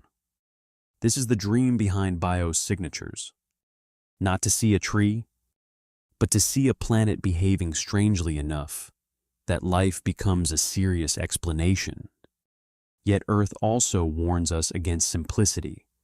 For much of its history, Earth was alive, but not obviously alive from far away in the same way it is today. Before oxygen filled the atmosphere, a distant observer might have missed the biosphere or interpreted it differently. Complex life appeared late. Technology appeared extremely late. If someone had looked at Earth at the wrong era, they might have seen a living planet and not known it. This means alien life may be easier or harder to detect depending on timing. A planet could be alive for billions of years before producing a strong atmospheric signal. A world could host microbes underground with almost no visible trace. A moon could contain life beneath ice while appearing frozen and silent from space. The universe may contain living worlds that are not loud. This changes the emotional meaning of silence. Silence does not always mean absence. Sometimes it means concealment. It also reminds us that the search for life is partly a search for Earth's deeper lesson. We are not only asking whether other worlds resemble Earth today. We are asking which features of Earth were necessary, which were accidental, and which were only one path among many. Plate tectonics, a magnetic field, a large moon, stable climate, oceans, continents, impacts, stellar stability, atmospheric chemistry, and biological feedback may all matter in ways we do not fully understand. There may be many roads to life. There may be very few. This uncertainty is what makes astrobiology both young and profound. It has only one confirmed example of life. And from that one example, it must build questions broad enough for a galaxy. Life as we know it needs liquid water, energy, and organic chemistry. That triad guides much of the search. Water helps chemistry move and react. Energy drives metabolism and change. Carbon-based molecules provide complexity and flexibility. These conditions are not enough to guarantee life, but without them, Earth-like biology becomes difficult to imagine. Still, the hardest question remains. How often does chemistry become biology? Earth may suggest that life can begin early when conditions allow, or it may represent a rare sequence of events whose likelihood we do not yet understand. Simple life may be common while complex life remains rare. Intelligent life may be rarer still. Technological civilizations may be brief, or perhaps life is abundant, and we simply have not learned how to detect it. This is why biosignatures are so powerful and so dangerous. When a planet passes in front of its star, a tiny amount of starlight may filter through its atmosphere. Molecules absorb specific wavelengths, leaving faint fingerprints. With enough precision, scientists may detect gases such as water vapor, methane, carbon dioxide, or other chemical species. But a molecule is not a living organism. Oxygen can be made by life, but also by non-biological processes under some conditions. Methane can come from microbes, but also from geology. A combination of gases and chemical imbalance may be suggestive. But interpretation depends on the planet, the star, the atmosphere, clouds, radiation, and the history of the system. The universe can imitate life. False positives matter, so do false negatives. A living world might not produce a strong atmospheric signal. Clouds or hazes may hide evidence. Life may exist beneath ice, underground, or in oceans with little atmospheric trace. A dead world may look alive through chemistry alone. A living world may look silent. The challenge is not only finding a signal, it is knowing what the signal means. K218b has become one example of this careful frontier. It is a distant world larger than Earth, orbiting within the habitable zone of a red dwarf star. Observations have found atmospheric molecules such as methane and carbon dioxide, and some studies have explored the possibility that it may be a Hycean world, with a hydrogen-rich atmosphere and perhaps an ocean below. The idea is fascinating. It is not proof of life. Claims involving possible biosignature gases remain debated. Scientists must account for instrumental limits, atmospheric models, stellar effects, alternative chemistry, and the difficulty of interpreting a world so different from Earth. K218b may be an important and strange planet, even if it is not inhabited. Wonder has to move slowly here. A false discovery of life would not help the search, the first real evidence of biology beyond Earth, if it comes, may need to survive years of scrutiny. It may not arrive in one dramatic announcement. It may emerge from repeated observations, independent methods, and a pattern that becomes harder and harder to explain without life. Perhaps the universe will not tell us with a voice. Perhaps it will tell us with chemistry. Closer to home, the search turns toward ocean worlds. Europa, a moon of Jupiter, likely hides a global ocean beneath ice. Enceladus, a moon of Saturn, sprays water vapor and ice grains into space from its south polar region. Titan has complex organic chemistry and liquid hydrocarbons on its surface, with the possibility of water deep below. These worlds change the idea of habitability. A living environment may not need sunlight on a surface. On Earth, deep-sea hydrothermal vents host ecosystems powered by chemistry rather than sunlight, if life can survive in darkness here. Then a moon with a subsurface ocean, water rock chemistry, and energy sources becomes a serious place to investigate. A world under ice can be dark. Darkness is not the same as death. The distinction between habitable and inhabited remains essential. Europa may have conditions that could support life. Enceladus may contain water, organics, and energy. But habitability is not biology. An ocean can be chemically rich and still lifeless. A plume can carry interesting molecules without carrying living systems. Science must ask without assuming. Future missions may sample ice, vapor, salts, organics, and possible chemical disequilibria. They may search for patterns rather than single magic molecules. They may tell us whether these hidden oceans are merely possible habitats or actual homes. Then there are rogue planets, worlds drifting without a star.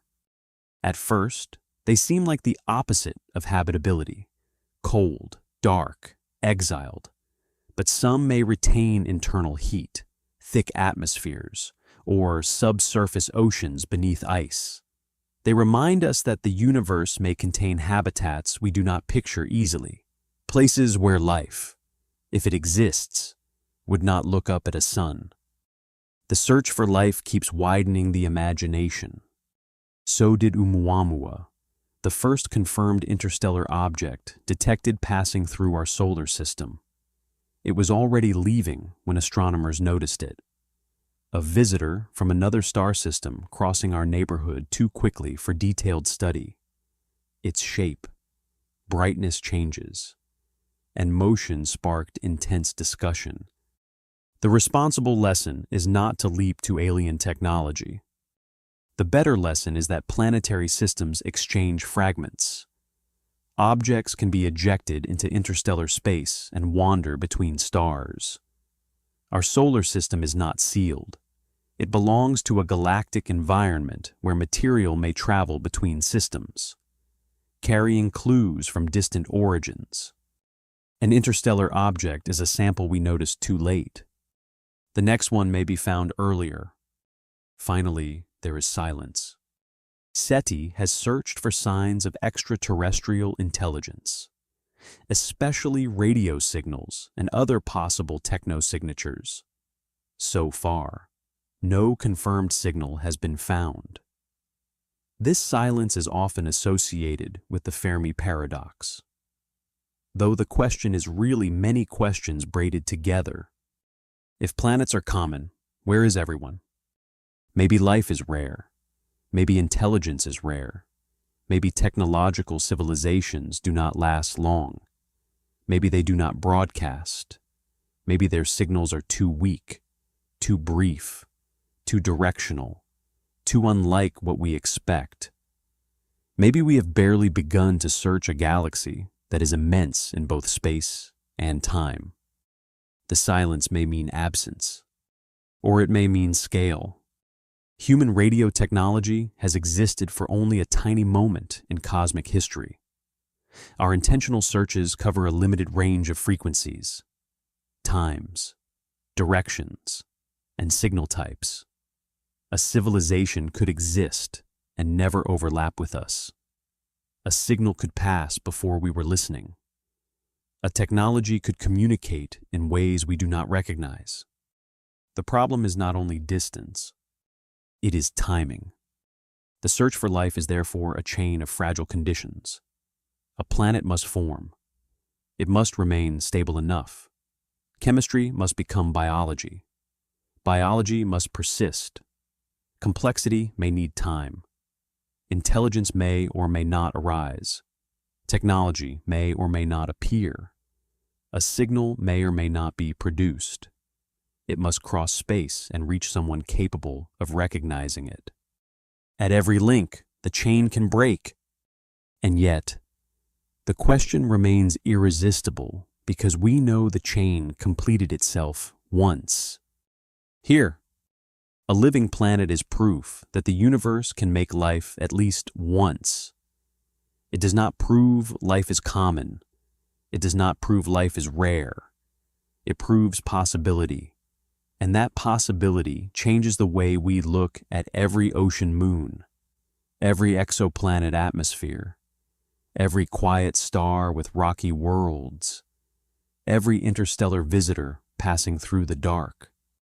The universe may be silent. It may be full. We do not yet know. As this section closes, the cosmic journey becomes personal. Dark matter shaped the galaxies. Ancient light carried the seeds of structure. Stars made elements. Planets formed from dust.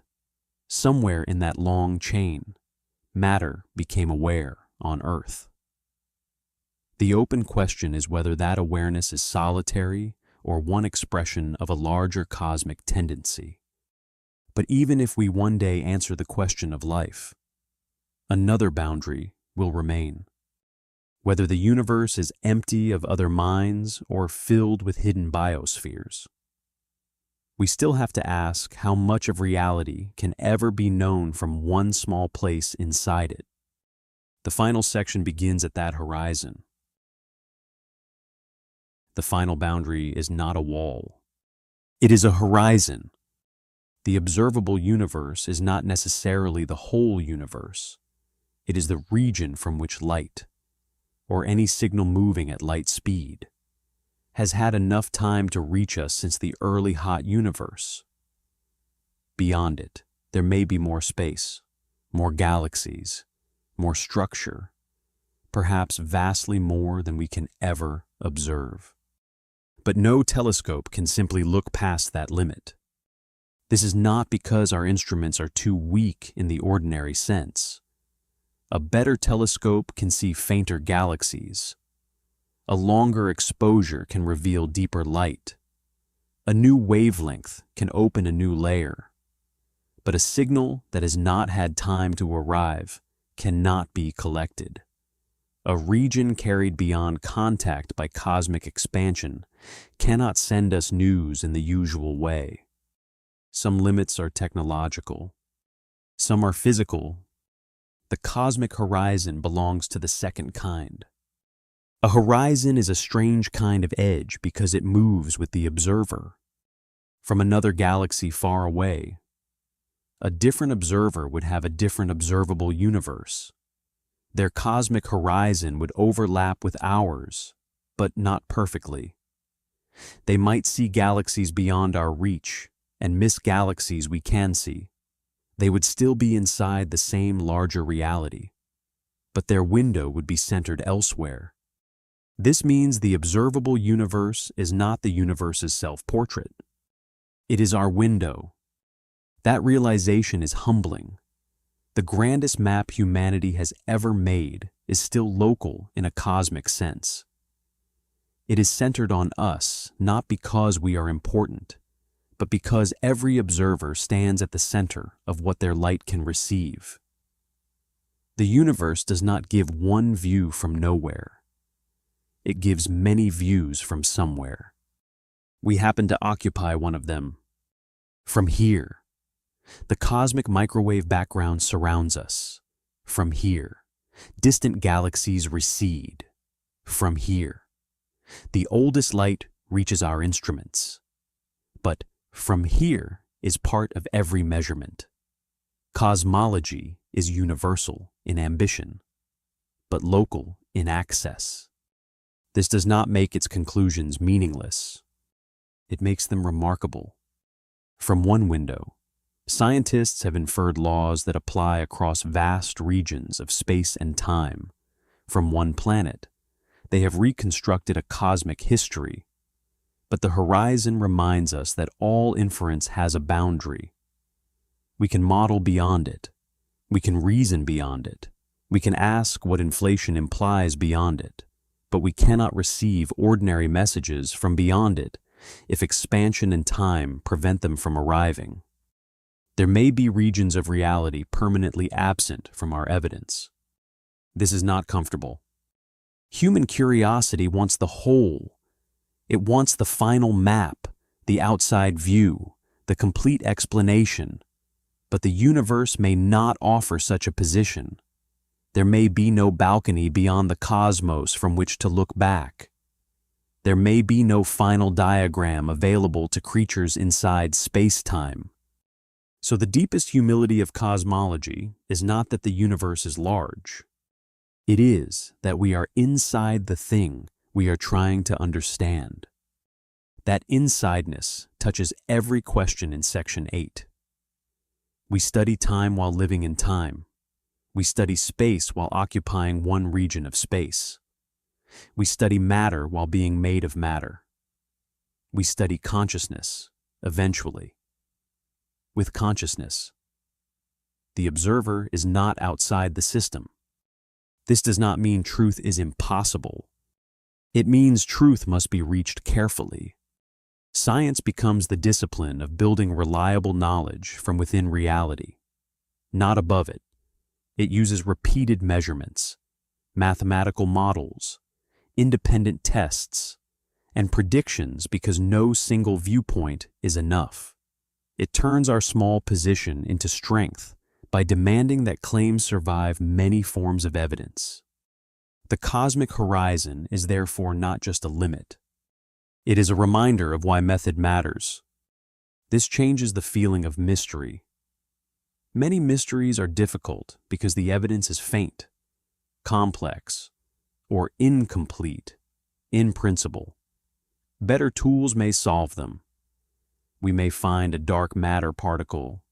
We may measure dark energy more precisely. We may detect signs of the first stars. We may learn whether certain ocean worlds are habitable. But what lies beyond the observable horizon may remain beyond direct observation forever. That does not mean science says nothing. Cosmology can reason from the part we see. If the observable universe is smooth and flat on large scales, it may suggest that regions beyond are similar. Inflationary models may imply a much larger cosmos. Mathematical consistency can guide possibilities, but direct evidence has limits. Knowing where evidence ends is not weakness. It is discipline. The edge of the observable universe teaches that the unknown is not all the same. Some unknowns are temporary, some are difficult, some are practical, some may be permanent. A mature cosmic map must distinguish between them. It must not fill the unreachable with fantasy simply because the darkness is tempting. At the same time, the horizon is not the only deep boundary. Another mystery begins almost at the start of the universe: why there is matter at all. Our best understanding suggests that matter and antimatter should have been created in nearly equal amounts. When they meet, they can annihilate into energy if the balance had been perfect. The universe might have been left with radiation and almost no matter to form stars, planets, or bodies. But matter survived. A tiny imbalance became galaxies. This is the baryon asymmetry problem. The technical name hides an intimate truth. Every stone, star, ocean, and living cell exists because the early universe favored matter by a small amount. We do not yet know the full reason. The answer may involve processes that violate certain symmetries, physics beyond the standard model, neutrino properties, or early universe conditions not fully understood. The mystery is not far away. It is in every atom of us. Another boundary lies between the two great languages of modern physics. General relativity describes gravity as the curvature of space-time.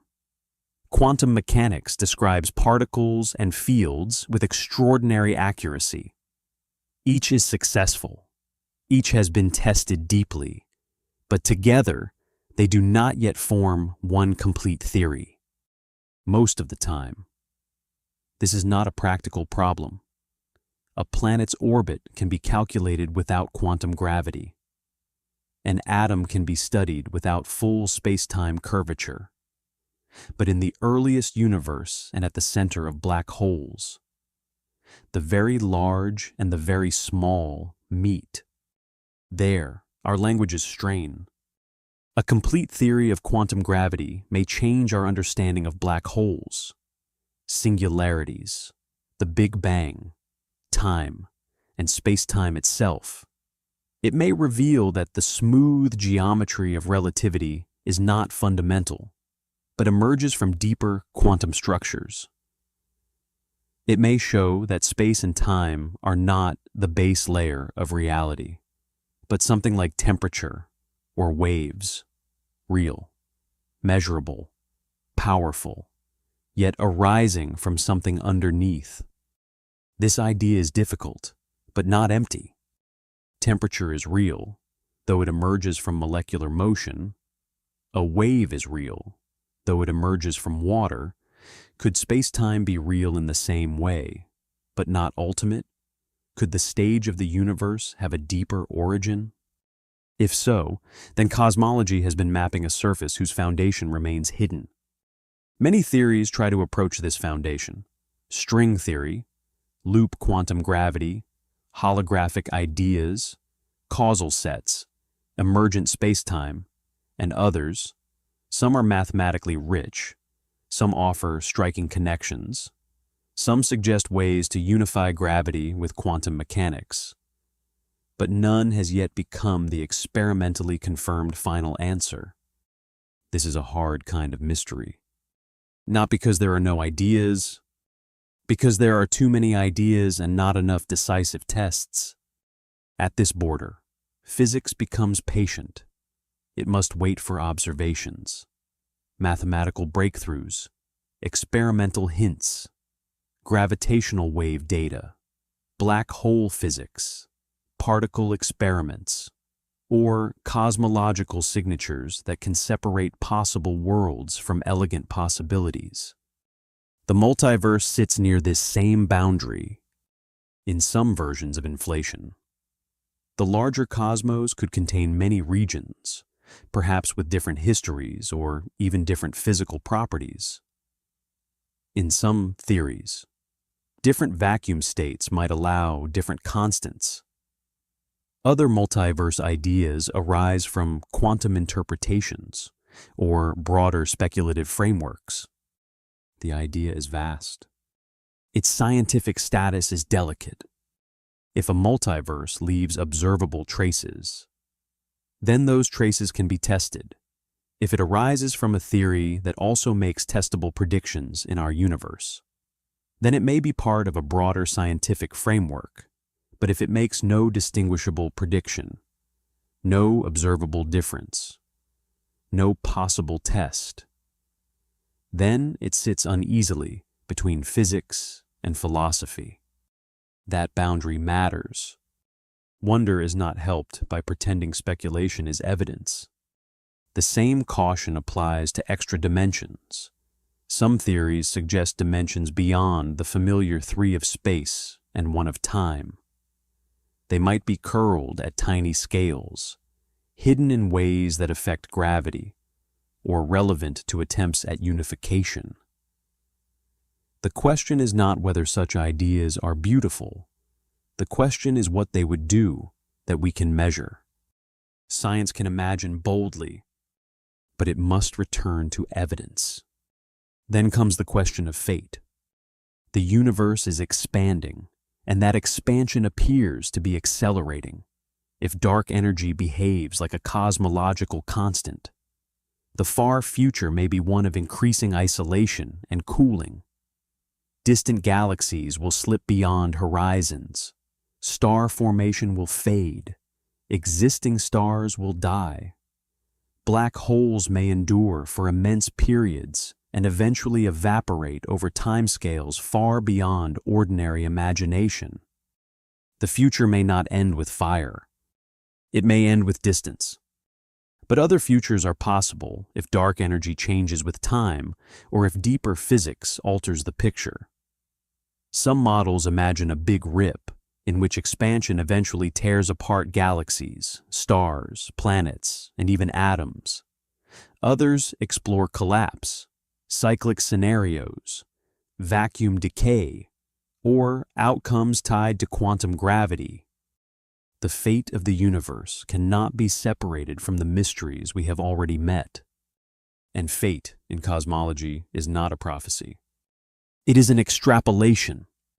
Scientists do not claim to see the far future directly. They take the laws that work now, the measurements available now, and the behavior of matter, radiation, dark energy, and gravity. Then ask where those patterns lead. The answer depends on whether the laws remain the same, whether dark energy is constant, whether quantum effects alter the picture, and whether unknown physics waits beyond current reach. So when we imagine heat death, we are not watching a film of the future. We are following the simplest extension of what current evidence suggests. That future is not dramatic in the human way. There is no final explosion lighting the whole sky. There is instead a long thinning. Stars age and die. New stars form less often as gas is used up or locked away. Galaxies outside bound groups slip farther beyond contact. The cosmic microwave background cools toward deeper invisibility. Black holes persist for immense times and may eventually evaporate if Hawking radiation behaves as expected. It is a future of quiet loss. But even that quiet future contains uncertainty. If dark energy changes, the story changes. If vacuum decay is possible, the story changes. If quantum gravity alters black hole evaporation, the story changes. If matter itself behaves differently over unimaginable timescales, the story changes. The far future is a mirror of our ignorance. It shows which questions matter now. This is why the end of the universe cannot be separated from the beginning. Both edges ask about physics under extreme conditions. The beginning asks what happened when the universe was hot, dense, and perhaps governed by quantum gravity. The end asks what happens when the universe becomes cold, thin, old, and dominated by whatever dark energy truly is. One edge is crowded with energy. The other may be emptied by time. Between them, galaxies flare briefly. And in that briefness, life appears at least once. This thought should not make the journey feel bleak. A temporary universe can still be meaningful. A star that burns for billions of years is temporary. A planet is temporary. A civilization is temporary. A question is temporary. But temporary does not mean unreal. The universe does not need to last forever in one form to be profound. Cosmic mystery is not only about what we do not know, it is also about how much has happened at all. Matter survived, stars formed, galaxies gathered, heavy elements were made, planets cooled, oceans appeared, life began. Awareness opened its eyes under one sky and began asking about the rest. Even if the far future is silent, the present is not. The present is full of signals. Dark energy decides expansion. Black hole physics shapes the deep future. Quantum gravity may change the beginning and the end. Matter-antimatter imbalance explains why there was material to build anything at all.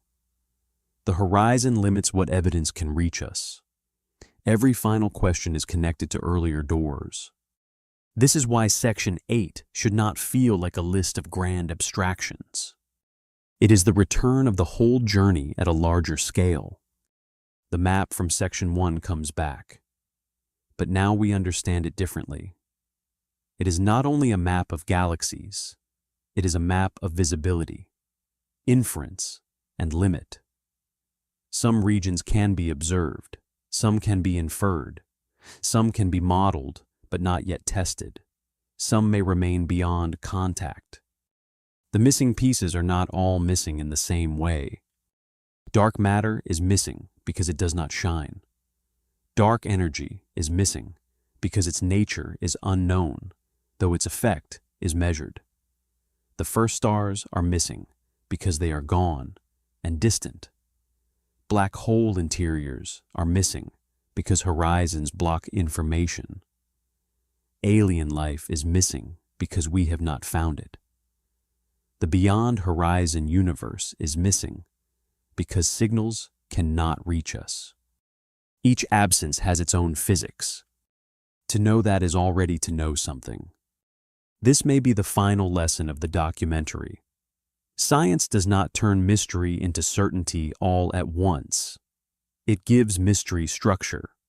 It separates what is unknown because we have not looked carefully enough from what is unknown because current theory is incomplete. And from what may be unknown because the universe itself places limits on observation. A horizon is not an ending to curiosity. It is a guide for honesty. Some of the 100 questions will be answered. Some will change shape. Some may vanish when better measurements resolve them. Some may deepen into larger theories. Some may remain open for generations. A few may remain forever beyond direct evidence, visible only as the boundary of what our location in the universe allows. That thought can feel lonely. It can also feel peaceful. We live in a cosmos that can be questioned. It gives us ancient light, hidden gravity, accelerating space, first galaxies, black hole shadows, brief signals, possible worlds, and horizons. It does not give all answers at once. It does not arrange itself around human completion. But it gives enough evidence for curiosity to become disciplined, and enough mystery for wonder to remain alive.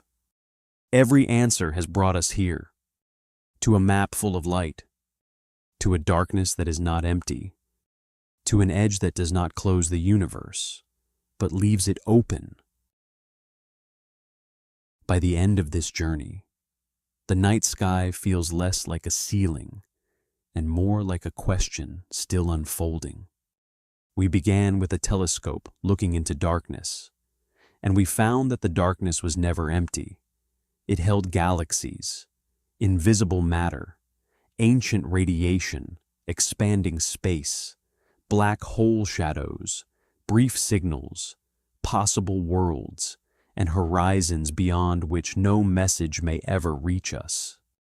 The universe has not become less wondrous because science has explained so much. It has become more wondrous because each explanation has revealed a deeper layer beneath it. A galaxy is also a trace of dark matter. A planet is also a question about chemistry and time. A black hole is also a boundary where our best theories ask for something more. And perhaps that is the quiet comfort in cosmic mystery. Not knowing is not the same as being lost. Sometimes not knowing is the beginning of attention. It is the space where measurements improve, where theories are tested, where instruments become more patient, and where a question survives long enough to become a discovery. Science does not close the universe like a finished book. It opens it slowly, page by page, and often finds that the next page is larger than the one before. There is peace in that, especially at night, because the universe does not demand that we understand everything before we are allowed to wonder. It allows us to begin with a single point of light, a single question, a single faint signal crossing the dark. It allows us to know a little more than yesterday, while still leaving enough mystery for tomorrow. Maybe that is why the sky has never stopped calling to human beings. Not because it gives easy answers, but because it teaches a patient kind of curiosity, a curiosity that can accept uncertainty without surrendering to it, a curiosity that can say, carefully, this is what we know, this is what we suspect, this is what remains hidden, and this is where we will look next. So when you look up again, remember that the darkness above you is not only darkness, it is ancient light stretched thin, hidden gravity, possible oceans under ice, distant signals crossing time. and questions still waiting for the next careful listener. Somewhere, a galaxy is turning inside an unseen halo. Somewhere, a radio burst is crossing intergalactic space. Somewhere, a moon may be hiding an ocean beneath its ice. Somewhere, light from the early universe is still arriving.